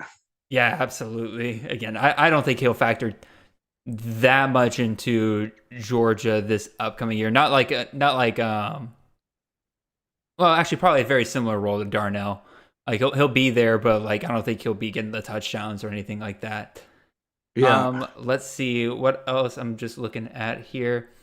Surly is awesome. Again, I don't drink, but I will recommend that if you guys are ever in Georgia or the Athens area, Creature Comforts is the way to go if you are down here. I know a lot of. We got another date. We got another day hunter pick. Redshirt sophomore. We gotta back that up, buddy. Back it up. Back it up. There we go. All right, go ahead and make that pick once again there, Mr. Redshirt Sophomore, because Day Hunter is no longer on a college roster right now. He is currently wandering in the wilderness that is the transfer portal. All right, Cameron Davis is who he wants, so I can go ahead and put that in for him. Oh, nope, he got it for me already. Barnabas, you're back on the clock here, buddy. I can honestly just put in Reggie Brown. Oh, no, never mind. Barnabas is already on it. Right. Brett says that Horn in the 17th round feels like a really good value. So we got Aiden taking Jimmy Horn, wide receiver to Colorado. I mean, Thor, you were talking about the Colorado offense earlier. You took Shedeur Sanders. If you were to pair him up with a wide receiver as a stack, is Horn the guy you would go? Or would you go Weaver or somebody else? What are you thinking? I'd probably lean Weaver, but I think both those guys are going to get a bunch of targets. I don't know that they have the greatest depth there. Those two guys are obviously veterans. We've seen them do it in the past, and the efficiency that Horn had last year on his targets, despite having a friggin' awful quarterback situation. Baylor wasn't too disappointed to wave goodbye to Jerry Bohannon, etc. Yeah, I'm down with that, but I'm gonna go one more with this pick. I'm gonna grab one more share of that of Mr. Zach Kitley's offense there in Tech. I already got Bradley.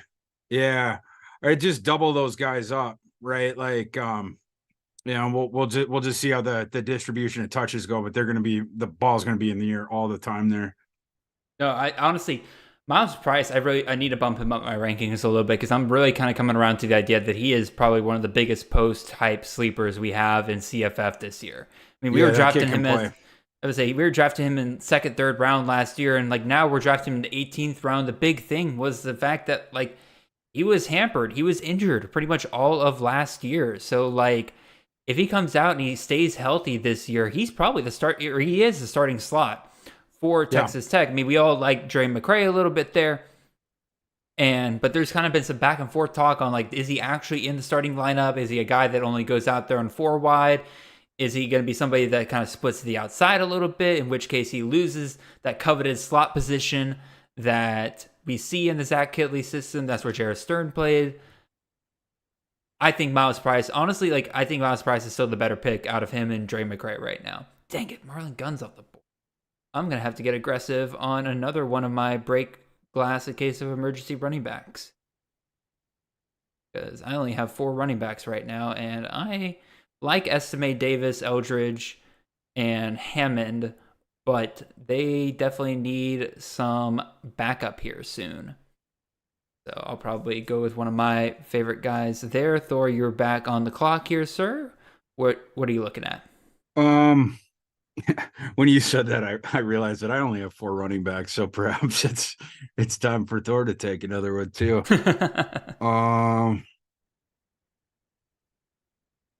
Well, hell, let's just keep adding.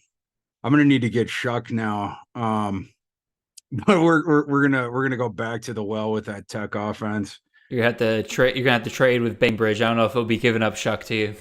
I'm gonna whisper sweet nothings to Bainbridge to trade with me. I almost choked on my water just now.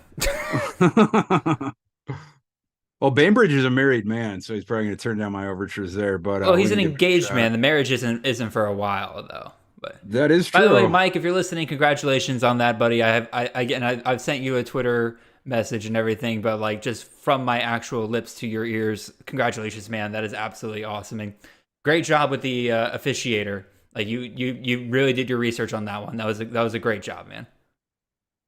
Yeah. No, Tom. Absolutely. No, Tom. Party foul. Party foul, party foul, party foul. Absolutely not, Tom. Banned from every future draft, Tom. I am so mad at you right now.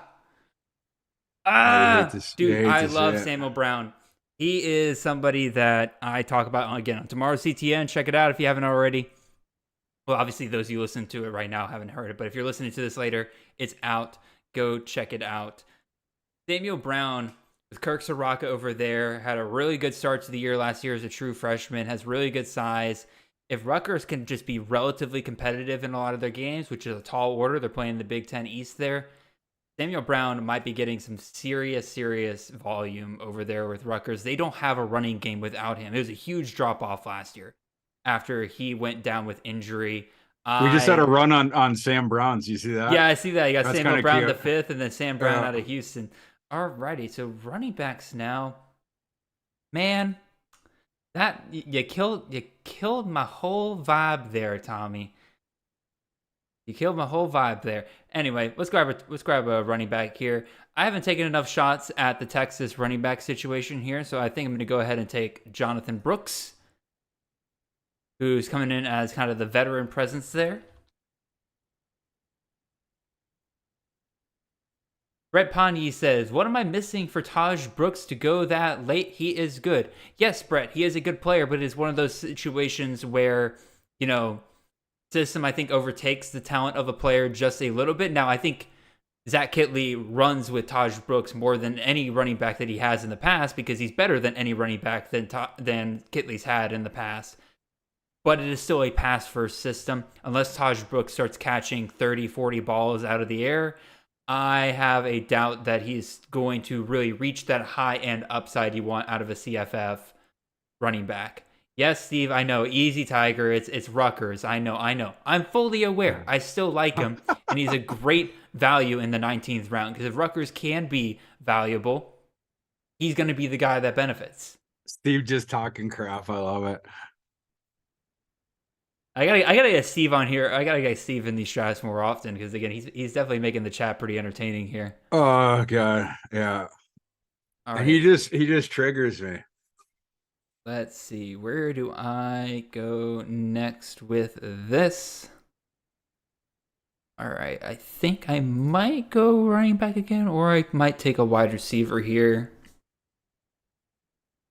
Like him in redrafts as well. RJ, if you could be a bit more specific on who you are referring to there. I think you're thinking of I think you're talking about Samuel Brown, but I just want to make sure that Sam Brown. Okay.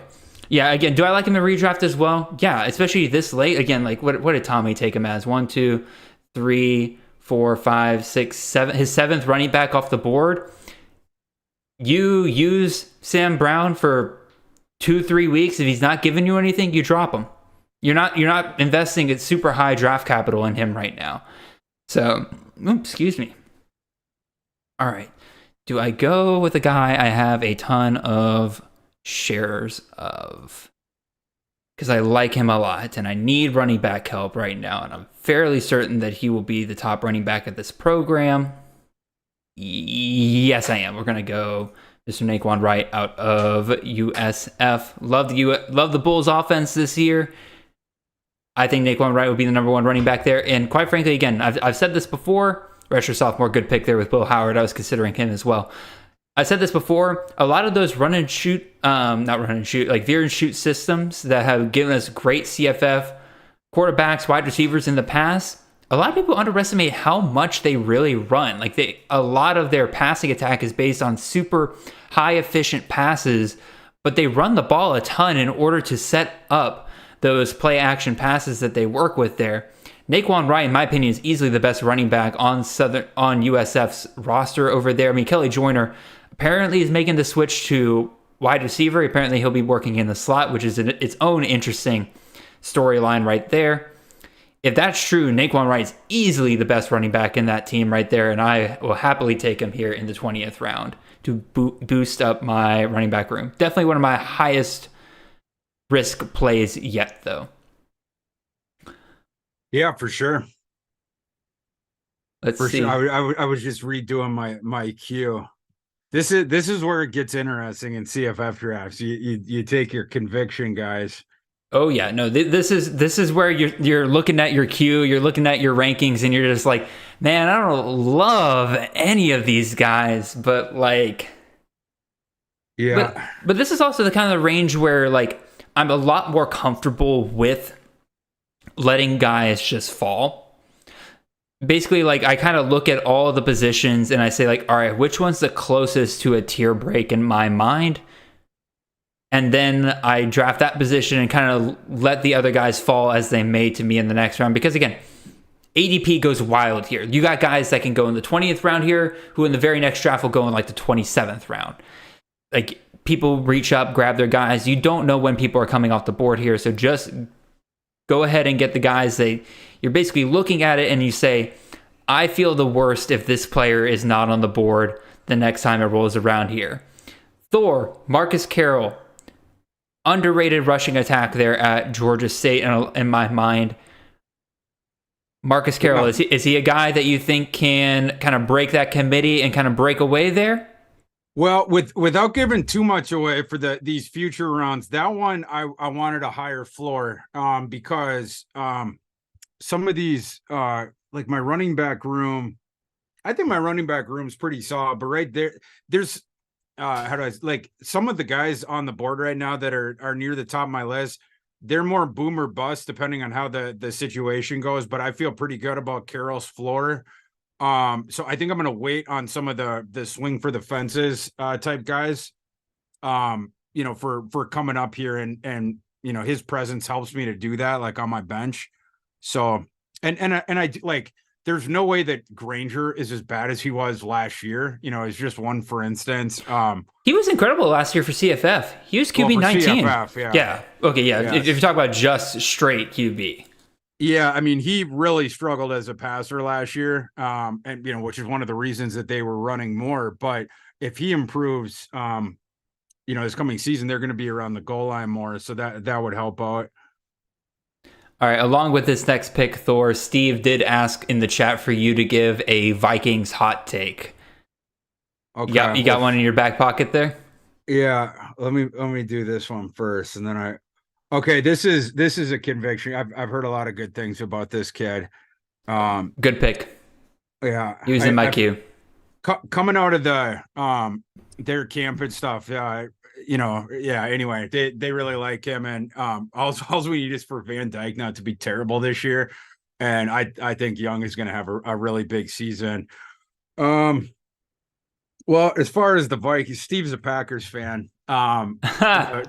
The Vikings are going to finish a minimum 2 games above the Packers in the division, and that's being conservative. Might be more like 3 or 4. As far as a hot take, because that's not a hot take, that's chalky right there. Well, I'll say this, on sort of the fantasy bent, I think this is Kirk Cousins' last year with the Vikings, and I think that the Vikings are going to take a quarterback in the first round next year. Maybe that's hot takey. Who would you expect them to take in the first round then? Because again, if they're finishing above the Packers, like you said, yeah, you would expect them to have won quite a few games. I just screwed my second take with my first take. Well, I mean, like, we'll see the guys that jump up because you have the chalk 2 that are going to go in the top 3, 4, 5. And then there's going to be one or two other guys that join him, and we don't know yet who those guys are going to be. But I have to say, I'm getting more bullish on Quinn Ewers as we get closer to the season. He cut the mullet, which might be the opposite of the Samson effect. And then he was like, I've never really, worked out hard and done my diet, but right after the season got done, I got with the training staff and it's like, all right, now I'm going all in. So he actually looks cut, but I think that was just because before he didn't really do that stuff. But he seemed, I don't know. I mean, he seems pretty locked in, and there's not many guys that can match his arm talent. In fact, just if you're just talking about the arm, he probably has.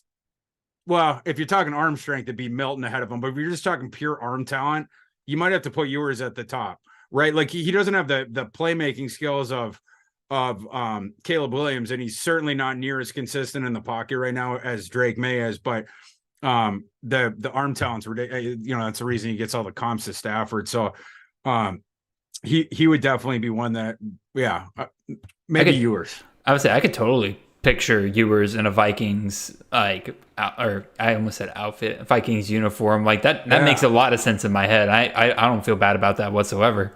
And then we want him to grow back the mullet so then he can look more like. Then we need him to get the handlebar mustache. He can look like the logo a little bit. Oh my god, that would be that would be a look. That would be. I wonder how much they would pay him to do that. Yeah, that would be friggin' sweet. But yeah, the quarterback thing's interesting. I think I mentioned before, as far as the senior guys, the NFL, Bo Nix is at the top of the, for the seniors, but I don't think he's going to go in the first round. I don't believe in Bo Nix. I think a lot of that improvement last year was smoke and mirrors BS because Dillingham. Mike, you're killing me, bro. Every single time. Mike, you're killing me, bro. I was geared up, ready to take Cam Camper because he led the nation in targets at times last year. And there he goes. Guess I'll pivot to another wide receiver I like here. Give me Malachi Jones, wide receiver out of Tulsa, who is a guy that there's nobody left at Tulsa. Everybody else left for the draft last year. You bring back Braylon Braxton there. Kevin Wilson's now the head coach over there. You think he's going to run a similar system to what they were running at offense. It's 9:40 at night. I can't speak. They're going to run a similar system to what they had over there at Ohio State, which fed the slot a ton. And guess what? Malachi Jones, the most veteran guy on the team, is sitting there right there in the slot. Should be a very productive year for him right there, especially if he can replicate a lot of what Keelan Stokes was able to do last year. Brett says Hennigan seems very solid in the 21st. Honestly, Mike's last two quarterback picks, I think I like here pretty late. Hartman, Hennigan, those seem like two 22 to 25 point guys, which this late, that's value. That is, those guys are the ones that provide you a safe floor week by week. Meanwhile, the rest of Mike's QB room here, Schrader, Hornsby, Ward, Shuck, they can have some crash and burn weeks, especially with Ward and Shuck playing in the Power 5. But the guys like Hartman and Hennigan, they'll provide kind of a safer floor there behind them. So Mike has done a really good job building out his quarterback room there. Thor, I know my paying you to give Mike any kind of compliments there. Yeah, I'm definitely not. This is way too many compliments for Bainbridge. We need to be fair and balanced, and maybe take one back. Maybe he's made some mistake picks as well. Bainbridge maybe a little bit of reach. And I'll tell you what, Mr. Froton, who I mentioned before, hates Crosby. He thinks Crosby stinks. So maybe we'll use that one to just even things out a little bit with the recent Bainbridge picks. Well, let's get back at him here, Thor, with your next pick here. You got to make a pick that blows him out of the water. Yeah, I'm going to take a quarterback that is going to finish higher than both of Bainbridge's last two quarterbacks picked, and maybe even three. Check this out, Bainbridge. Put this one in your pipe and smoke it. One of the best quarterback systems out there, and Louisville plays an absolutely atrocious schedule. Plus, their receiving core has gotten way, way better. I really like Plummer in CFF. So especially as my fifth quarterback, I think Plummer's going to be starting some of those weeks. So, yeah. Interesting. Barnabas drops in the chat that redshirt sophomore did his homework on which Maryland wide receiver to take first. Sophomore took Tyrese Chambers. Caden Prather comes off here 3 rounds later. I've heard really, really good things about Caden Prather. So, Barnabas, you are more in touch with Maryland than I am. So, if you're saying Chambers is the guy to target here, I'm going to take your word on that, Barnabas. I might have to take another look, see if I can find some information on that. Because all I've heard is Prather so far. But...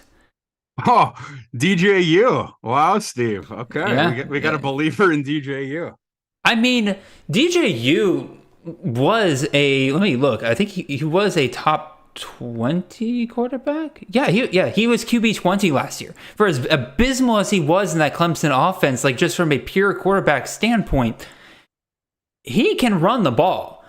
And like he can put up numbers in games. You put him over there in the Pac-12 on an Oregon State team that looks to that wants to upgrade offensively there. Say what you will about DJU, he'll still be better than any Chance Nolan or anything else that Oregon State's been trotting out there somehow calling a QB. I think he's in for a pretty good year over there at Oregon State. Again, the Pac-12 defenses are atrocious. He should be able to eat pretty well. I'm down. Especially, again, what is that? Steve's 3, 4, 5th quarterback? I'm totally down with that. I'm going to make a prediction. Steve, you wanted a hot take. Here's one. DJU will not be their starting quarterback by the end of the year. I think that true freshman kid is eventually, towards the end of the season, I think they're going to get sick of DJU hitting people in the stands when he drops back to pass. It's like, what was that one movie where he like hits the mascot or he hits the guy on the horse or whatever? It's like every bad football movie ever. DJU, I just can't watch that guy throw the ball anymore. I've had enough of DJU. And the true freshman kid, everyone's just raving about him. What's his name? Gulbertson. He should use his transfer. I think it's over for Mr. Gulbertson. I don't agree. think he's the quarterback of the future there either. Dang, Ryan, you're killing me with Kendall Milton there, man. That's a pretty good pick in the 23rd round. I got a couple hot takes about DJU here. Yeah. Let's hear him. One, Mike says that he doesn't think Uiagalelei is that much better than Joe Branson. And then Barnabas comes in. Speaking of me choking on his name, Barnabas says that Uiagalelei is a easier name to pronounce than Go Branson.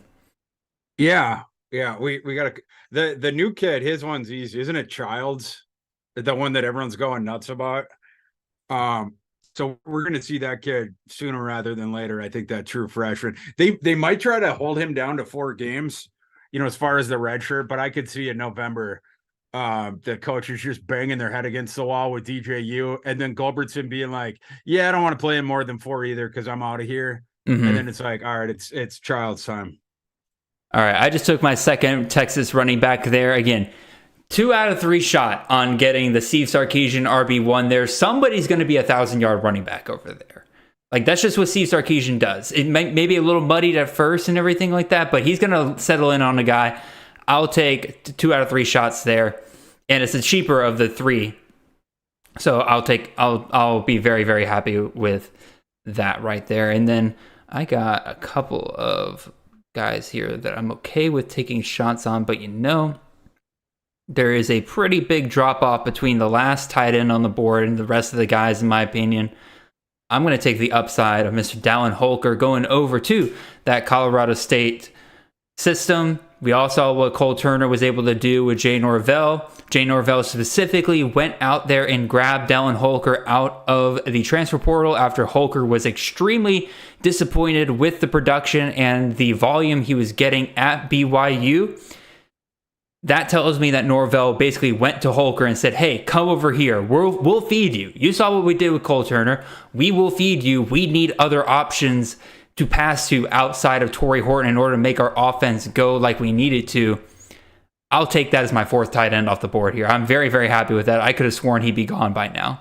I have a lot of shares of Holker, so that could definitely crash and burn for me. But yeah, for sure. Yeah, no, I definitely get that one. And we talked before about the offensive improvement that we're expecting there. So I can definitely see that. I need to get another tight end. I just realized I only have 2 of them. I got 4. Gosh, okay. We gotta look on the tight end list here. There's plenty of good options still on the board. Or I say good. No, actually, no. I see one that I really like. Yeah, two probably I'm pretty okay with. And then after that, I think it's definitely like you're just kind of throwing darts at a board at that point. Interesting question. Again, more Oregon State talk here. Oh, by the way, Steve does like your Dylan Johnson pick there a lot, Thor. Great in full PPR. We're half PPR in this league, but still, the point stands. Brett asks, speaking of Oregon State, are we worried about the running back room being too loaded to justify where Damian Martinez is being drafted currently? Loaded is a strong word. I really don't think guys like Deshaun Fenwick are that good. Damian Martinez was able to overtake that running back room as a freshman for a reason. I think that he's going to be clear, like give him another year of snaps in the offseason as the number one running back. I think Damian will be the clear number one running back for Oregon State. Now, the big question is, how many touchdowns does he get? That's kind of the big thing with Oregon State. They love spreading around their rushing touchdowns to different guys. So I think his touchdown upside is definitely one of the most limited amongst all of the guys going in that. What is he going in? Round like 3-4, like round 2 to 4 range. Martinez definitely concerns me a lot with the touchdown upside there. Mike Bainbridge says, good Benson pick there at round 24. I mean, if you're going to shoot for a Alabama wide receiver, I do think you go with a new guy coming in there. Supposedly is the guy that's kind of shaking things up a little bit over there. I think, again, I agree with Mike. Luke, great pick with Benson there. Also, great pick Brett with Casey Thompson. He was one of the QBs I was kind of hoping would fall back to me in the 25th round here. And then Tom as well, Byron Brown. Two quarterbacks, in my opinion, that really probably should have been gone by now. Love the upside of both of those guys there. Thor, you are on the clock, sir. What you looking at? Yeah, I'm gonna go with an upside one here. I do think I'm gonna go with a quarterback. I'm gonna go with Mr. Buckner. I'm not the biggest believer in Buckner, but I definitely think he starts. Like Tommy Reese advocating for them to bring him in and how bad the other two guys were in the spring. Milroe can't throw. He's a great athlete. He should switch positions. Maybe he can make the NFL then. And the Simpson kid does not look ready. Maybe he's 2 years away from being 2 years away, to use a Fran Fraschilla. Buckner is going to be the starting quarterback there. I did express my reservations about Alabama earlier, but closer games means that the starting quarterback going to be in the game more. They're going to score points. So yeah, we're going to take a shot with him. Okay. You've decided my next pick, Mr. Nystrom. Fair enough. I'm taking Jalen Milroe. Oh, you're gonna take. I'm big on Jalen, man. He can't throw. No, his throwing ability is limited. It's not the same thing as he can't throw. And also, neither can Tyler Buckner. If you've been watching, he has a. You're gonna be starting. He has more interceptions than touchdowns. Now, I don't think they brought him in to start. I think they brought him in to scare Jalen Milroe and Ty Simpson. I don't think so. Buckner needed a home. He wasn't going to be taken by anybody else. No, I don't think Buckner will be the starting quarterback for Alabama this year. There's absolutely no way. We might have to do a friendly bet on that one. We literally just did. We just did.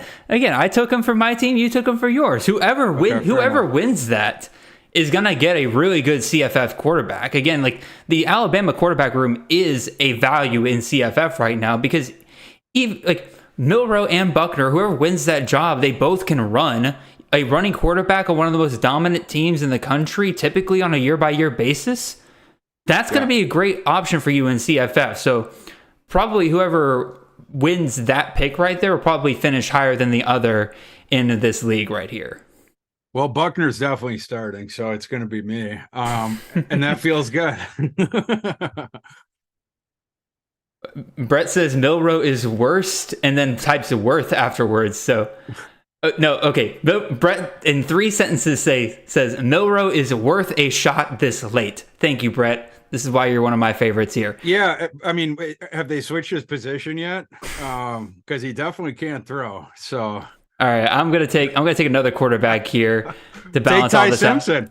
Yeah, just no, I ain't gonna take Ty Simpson. He's definitely the third out of the options here. But I am gonna take a guy who goes outside the top 20 rounds, who I think has QB 10 or higher upside. I did this last week on my show. Apparently nobody believes me because nobody took him here. I'm taking Emory Jones there at Cincinnati. Oh. We saw what Scott Satterfield was able to do with Malik Cunningham, another guy who has incredible rushing ability, can't throw a ball worth a damn.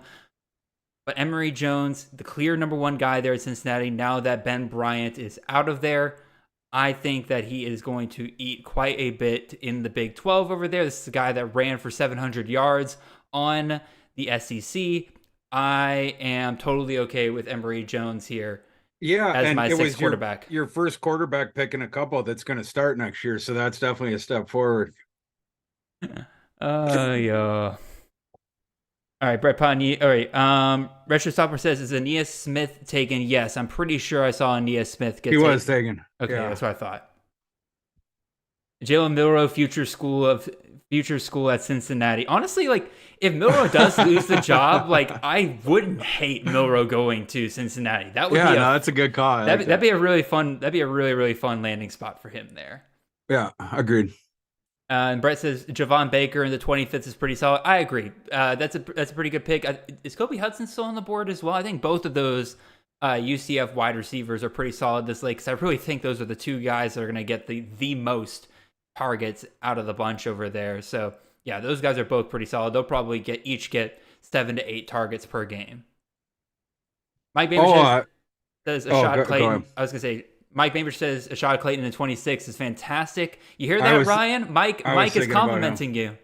Yeah, I was definitely thinking about Clayton there, because I'm going to running back here, and I was between two. He just made my choice for me, I think. Let's see what you got. We're going to go with another one of those offenses. We've been talking about some bounce back offenses. This offense should be better next year after it was horrific last year. See, I'm bad about taking quarterbacks that aren't going to start this year. Thor, you're taking running backs now that aren't going to start this year, because Gyro Brock is going to be suspended for a year because he can't keep himself from gambling. The gambling thing? No, I think he's going to be fine. You think so? You're going to be fine. I mean, regardless, though, I still think Cartavius Norton's a better running back than Brock and everything like that. Like, honestly, those two just cap each other's upside for the most part. But, like, Norton's the better running back, so I'd rather take the shot on him. Wow. I'm getting it back for my Milroe talk, I guess. Yes, sir, you are. Also, Chucky Hines. I know Mike likes that Chucky Hines pick there in the 26th round. He's a really big shot. Again, talk about bounce back offenses. That's kind of been the theme of this show tonight with some of the talk we've been doing. Hawaii's another one. I mean, Braden Schaefer's still on the board here. People aren't taking. Tylen Hines is probably the guy that goes the highest out of all of them. I think he's a great pick in like the mid to late range and everything like that. But like guys like Jonah Pinoque is still on the board. Jalen Walhall is still on the board. Like, again, I don't really believe in any of those receivers. Again, Chucky Hines seems kind of interesting to me playing in the slot, but like, they're all worth a shot this late because that run and shoot offense is just so incredible when it is getting going. You don't need to be super talented, especially when you're playing in the Mountain West over there. I am kind of surprised that Hines is the first Hawaii passing game guy we've seen come off the board here. Yeah, for sure. But no, I agree with your take about that offense certainly going to be better this coming season. You have another year in that system, and yeah.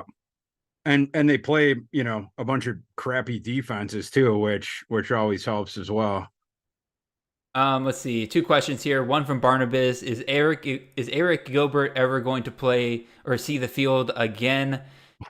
I mean, he's the tight end too at Nebraska right now. I just pray that man gets his life together. There is like some serious problems there that he really needs to figure out if he's ever going to be successful in anything. Again, it's not entirely his fault. Again, he just hasn't always had the best guidance on some things, but like in terms of a football future, I wouldn't bet on that whatsoever. And then Brett Pagny asks, when is the Iowa State gambling news coming out? Brett, your guess is as good as mine. I mean, you know they take their time on these things. It'll probably be mid-season, and they're just like, yeah, by the way, we're going to suspend your best players for the rest of the year, and they're going to be like, what the hell? We were about to be bowl eligible or something. Brendan Rice, great pick there, Ryan. And then Thor, you took Tanner New out of Eastern Michigan. What do you like there? Yeah, I like that program. First of all, I love Chris Creighton. And we'll have to see about the new quarterback, and how much success that they can have through the air with the new guy. Whatever, Powell was pretty solid. The new kid, he runs around a little bit more, but as long as they can keep it up with the throwing offense, New's going to get a lot of targets. So, and that Eastern Michigan team, every single year exceeds expectations. I don't know what the number is going back like in Creighton's career, but it seems like they go over their win total every single year and like by multiple games. So like people always sort of discount them, but they're one of the best coach teams in the nation, I think, and nobody realizes it. All right, I'm going to go full system play here. The top two guys in this offense go off in the first 2 rounds, but there's a third guy there that can still have some pretty big games like we saw last year. Give me Jalil Polk out of Washington. There you go. Yeah, that's a nice pick. I like that. And then coming back to me, I'm going to grab another wide receiver that I have not gotten a share of this year. He's kind of gone under the radar. I got to give a shout out to my friend Luke Probosco. His first article he put out there was breaking down this offense. And he did a pretty good job on selling me on this transfer heading over to an AAC program as a potential top guy at one of the programs. So as soon as Xavier and Mike make their picks here, I will let you guys know who that is, keeping you guys on the edge of your seat here. Thank you, Steve. Appreciate that you think that Jalil Polk is a great pick here. So let's see. Xavier takes Connor Wigman. Mike, I think, takes the shot on the second NC State wide receiver to come off the board. I think DJ Collins came off a little earlier, but like Terrell Timmons, I don't mind that whatsoever here. Xavier is an interesting strategy here, like taking Tate and Ennis here at the very end of the draft. I wonder if he's thinking if one of those Ohio State guys were to go down to injury, he's grabbing guys right here at the very end that could easily jump up to productive guys after those guys go down. All right, I'm going to take Mr. Blankum from Memphis, transferring over from Toledo. A lot of good stuff coming out of camp reports over there with Memphis. I think Seth Hennigan going into his, I believe, 3rd year now in that offense will be the best that he has looked. I like the passing offense that they have going on over there with the Tigers quite a bit. And Blankum sounds like he'll be the guy that benefits the most out of the bunch. So why not take the shot here in 28th round? Could get Calvin Austin here. Yeah, and Memphis plays a horrific schedule. Obviously, they were one of those teams that was left behind in the AAC, but their schedule, the strength of it goes way, way down. I think their coach is a dip stick, but they have a crap ton of talent there. And so, yeah, and I like the signing of Watson. I think Hennigan against that worst schedule, he's going to play better. So yeah, I'm down with that. All right, last 2 picks here. I'm going to take a look at my roster, make sure there's no glaring like, oh, you're screwed on this bye week kind of deal going on. I think for the most part, I did a pretty good job. Week 6 is going to be rough, but like none of my positions are really, really hurting me. Wide receiver's a little rough. Maybe I take another wide receiver just to help me out there. And then tight end, week 9 will suck because Lachey and All are both off that week. But I feel pretty good about Dallin Holker and Brock Bowers that week. Might take one more tight end, which is, no, that's too many. 30 rounds, 5 tight ends, 1/6 of my roster being tight ends. That feels bad. I had to get my 4th one because I haven't been monitoring my numbers very good. So I hope I'm not like lopsided with any. 4 tight ends, that's okay, isn't it? Or do I need to get a 5th? That's what I was thinking. I usually go for 4 tight ends in these drafts. Okay. That's kind of where I've kind of evened out here. But because I took what about QB do you do? Usually 5 to 6. 5 if I really love the guy. 6 if I take a Jalen Milroe as my 5th quarterback. And I'm like, maybe I grab one more guy. Take just Buckner's backup? Exactly. A little run of tight ends here, all kind of interesting. Ferguson, if he comes back from that injury, should be a pretty good best ball tight end right there, because it was either he got like 2 catches for 18 yards, or he got like 4 for like 60 something and 2 touchdowns. Like there was no in between with Ferguson right there. I wonder if Stevie swinging for the fences. Well, I wonder if he takes Garbers here. I wonder if he takes Garbers here. Grabs Moore and Garbers on the turn here. Yeah, just goes for the gold. Because either one, I think they'll both be good. Like whoever is the starter. I mean, whoever starts there. He does not go Garbers. Oh man, he wants to go another rock shock. Another rock shock, Kansas there. Yeah. Brett says, I like Kaisha. Yeah, by the way, Brett agrees with your take on Memphis's coach being kind of a dipstick. Yeah, he's an idiot. And then Leary, he says Leary is his favorite 28th round pick. I mean, we talked about it at the very top of the show. Like, Leary is a good, in my opinion, pretty safe guy to grab here in the 28th round and everything. Like, it's weird to say that when you're talking about a guy who is a ton of projection because of Liam Cohen coming back. But Thor, great pick there. Thank you. Great pick. He was just falling through the cracks. I had to do like a double take that he was still there. Great pick with Robert Lewis there. I probably would have taken him by now if I saw that he was still there on the board. So yeah, well done there. Thank you. All right, let's see anything else here. I mean, not a lot kind of falling here at the end. Maybe I take a shot. Maybe I take another system shot here soon. Tyler Van Dyke, a decent shot at quarterback there.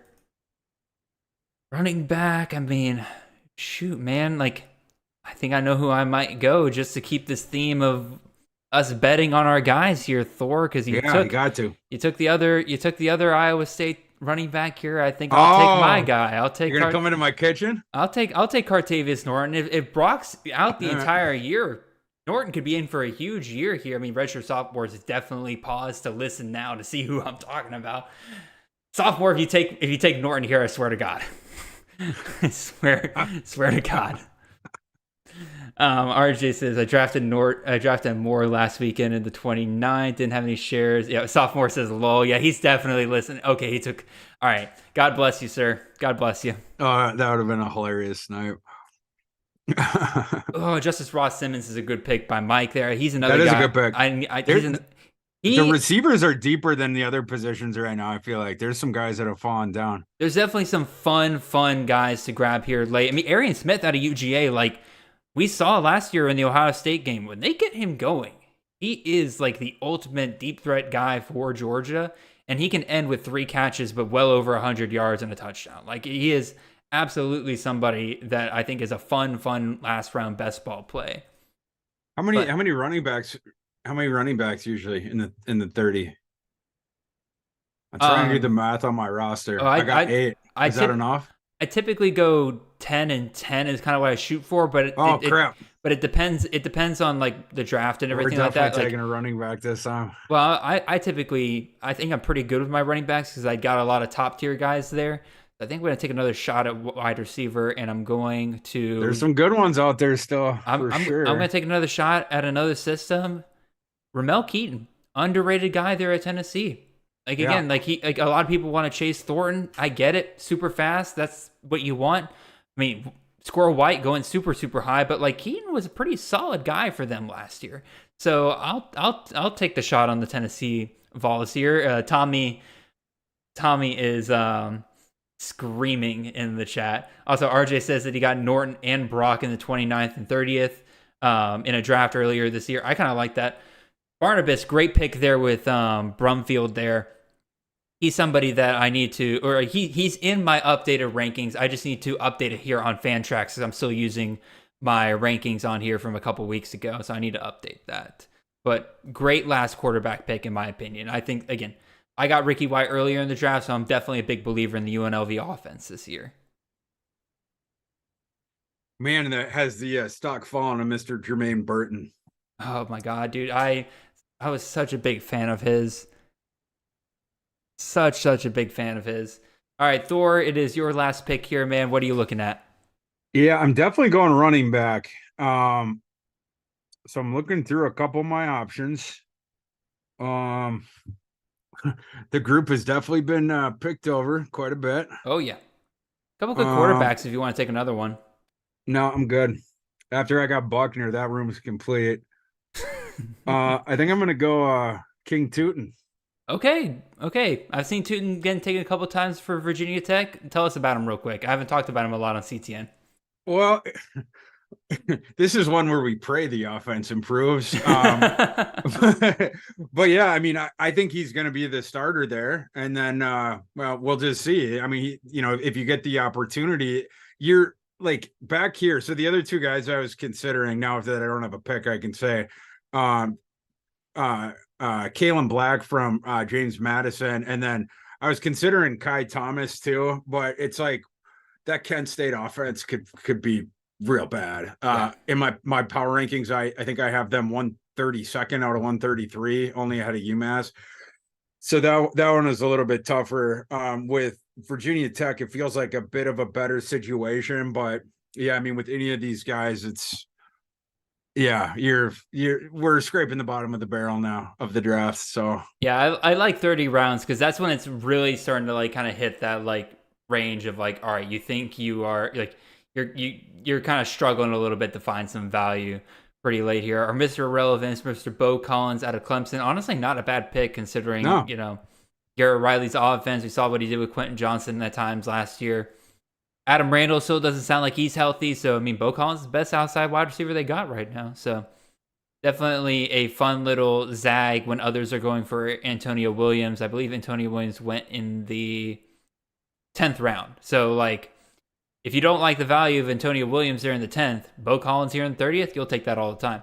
I do like Antonio Williams. For sure. The best out of the bunch, by the way, but like still. Well, yeah, and their passing offense is going to be way better this year because I mean I know we ripped DJU about 45 minutes ago, but Clemson's like going from him to Klubnik in the pocket is an enormous upgrade. So yeah, I think and people have sort of poo-pooed the Clemson receiving room and maybe justifiably so, but someone's going to get them targets and the ceiling, like I say, goes way up going from one to the other at quarterback. So I'm down with that one. He going to be starting for sure.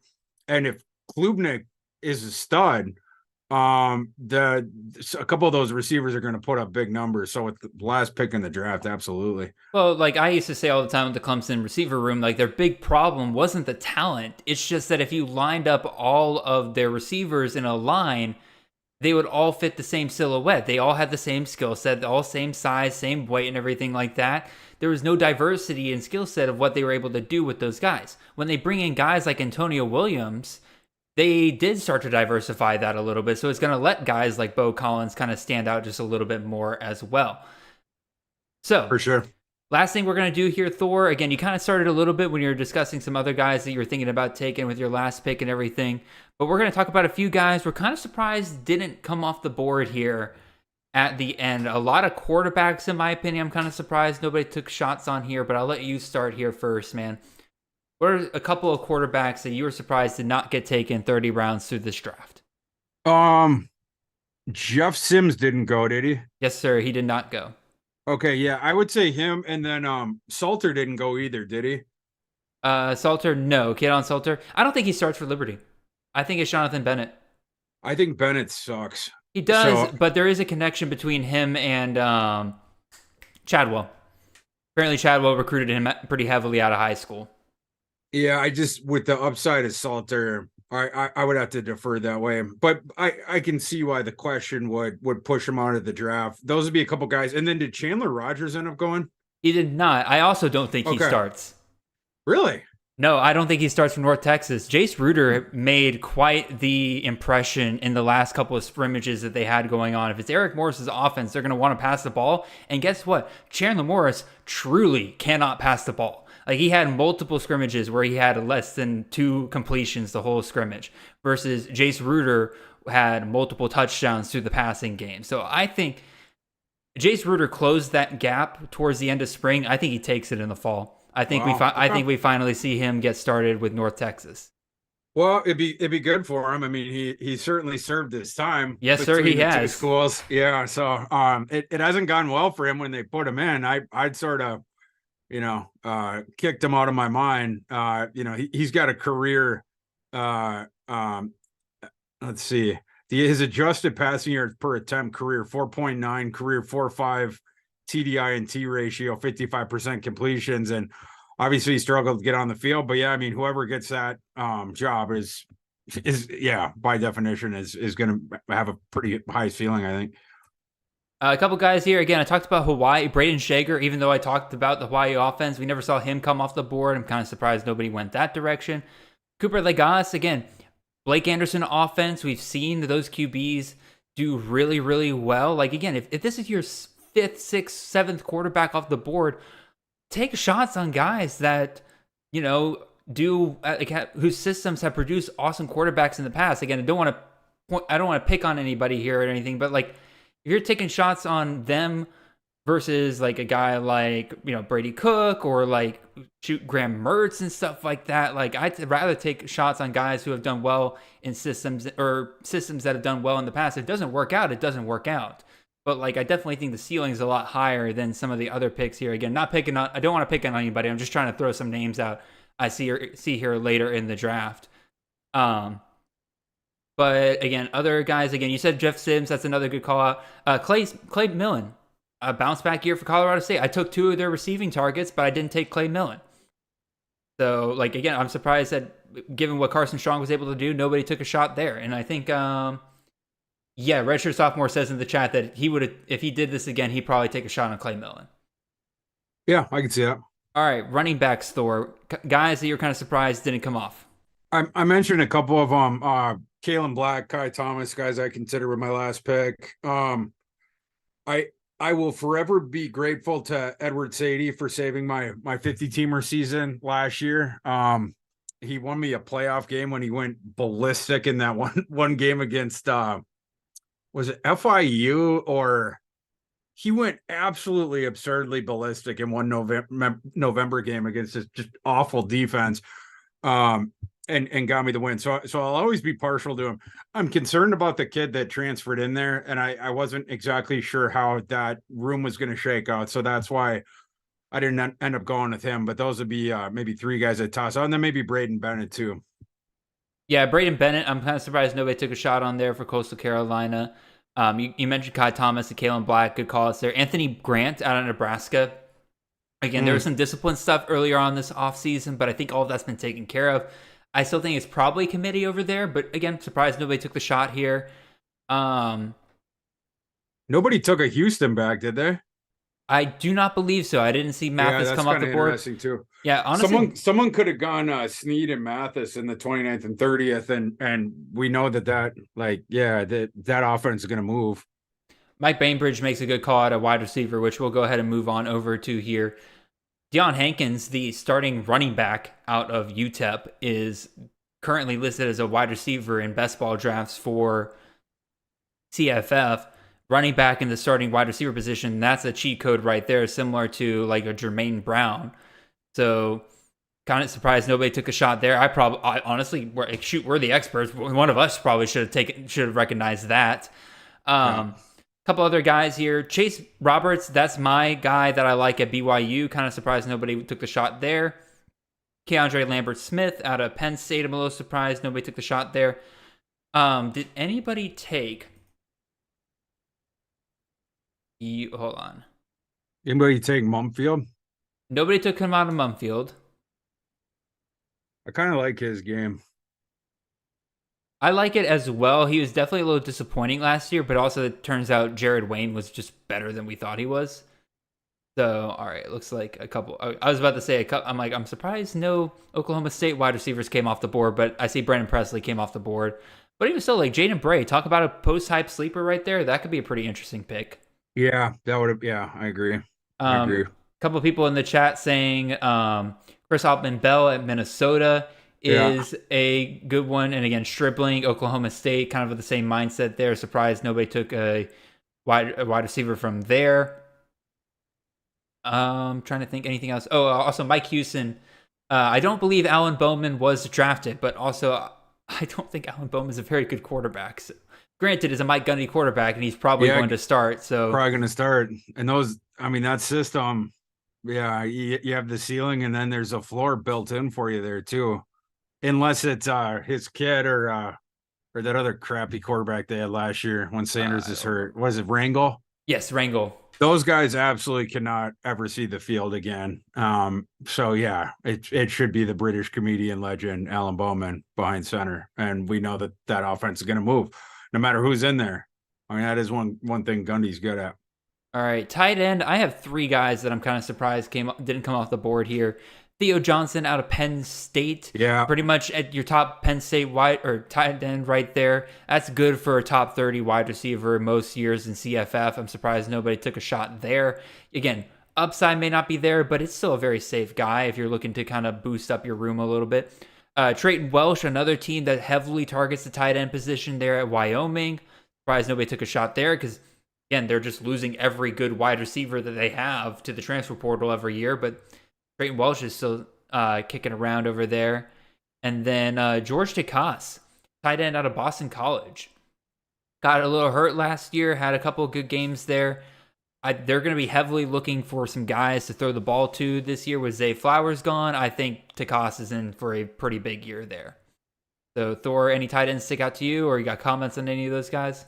Yeah, Johnson and DeCoste, I'm surprised as well. Austin Stogner, he didn't go, did he? Stogner, no, but also I know some Oklahoma guys, and they're pretty set on Stogner won't be a guy you want to have. He's a better blocker than he is a receiver. Yeah, he's had an inconsistent career, but yeah, him being on the field and expecting some offensive improvement there. I still thought he would maybe get a look. I'm looking in the queue of other guys. Did Trent Penix go? I do not believe he did. Yeah, no, he's still here. Yeah, and we know that Anai is going to chuck the ball around. So yeah, so he would be another one that I'd toss out. Yeah, that's definitely a good call here. And then again, my boy Michael Trigg, again, I love him to death. I think people are undervaluing him because of how he started off last year. Pre-scoring coming in there. They're both going to be out there on the field. They're going to run a ton of two tight end sets this year.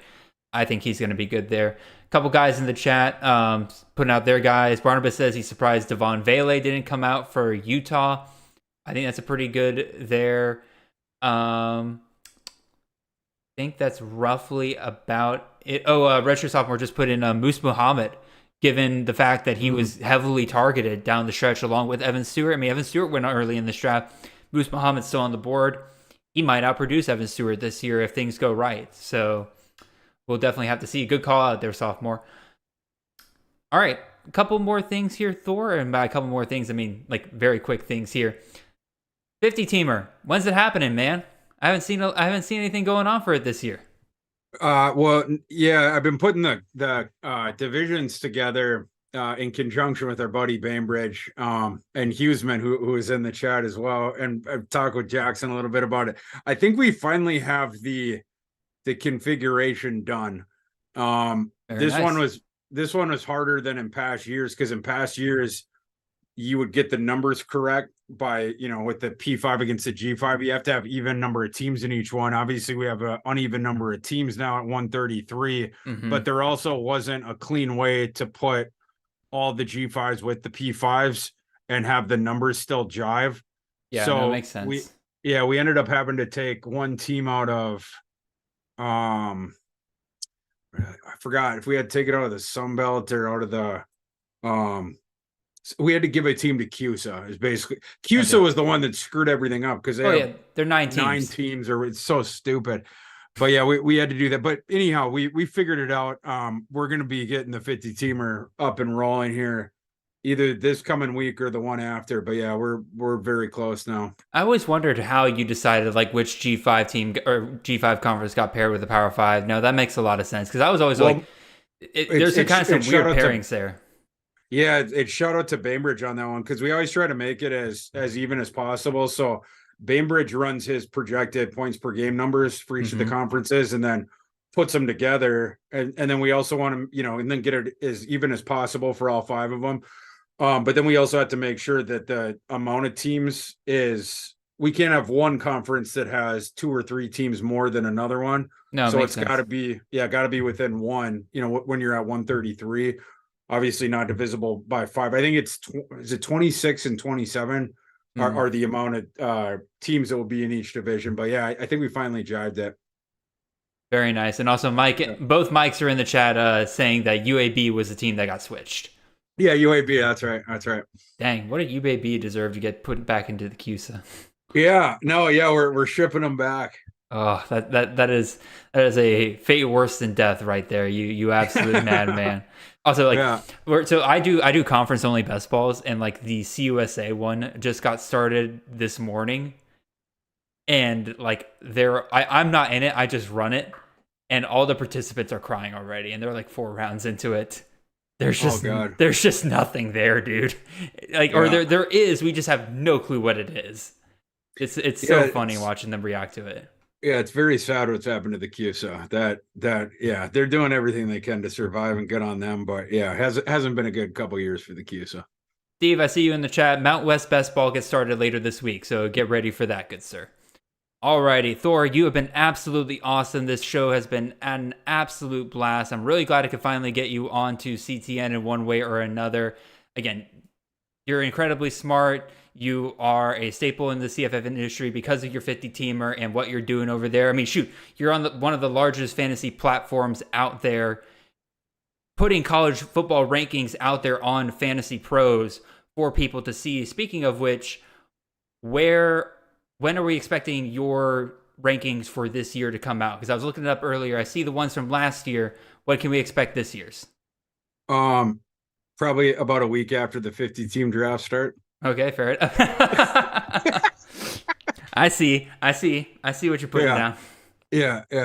We have to keep people off the sun of our guys, but no, like I'll put them up later on. But yeah, I always lament that like then Bainbridge, like, and as well, putting out rankings and stuff like that. But then you're in like leagues that people know who your guys are and whatnot. But that's okay. I mean, we'll get them up. I mean, like I've learned not to care. I just have fun with it. Again, half of my guys are going to be absolute studs. Half of my guys are going to be absolute duds. I've learned that, and I'm kind of okay when other people take them because it just forces me to take different guys. It's fun, for sure. So again, Thor, you've been absolutely awesome. Really appreciate you coming on here. Thank you for all of you who have been in the chat. It's been a super lively chat tonight. You guys were awesome with the questions, the reactions. Tonight is the kind of night that really makes me love doing this every Sunday night. Again, we've had some awesome guests on this year. Hopefully we keep it going here with the next couple of guests. Got some really fun ones over the next couple of weeks as well. But really appreciate all of you guys listening, and I hope you guys have a wonderful week this week. I'll see you guys next Sunday. Have a wonderful and blessed week. See y'all.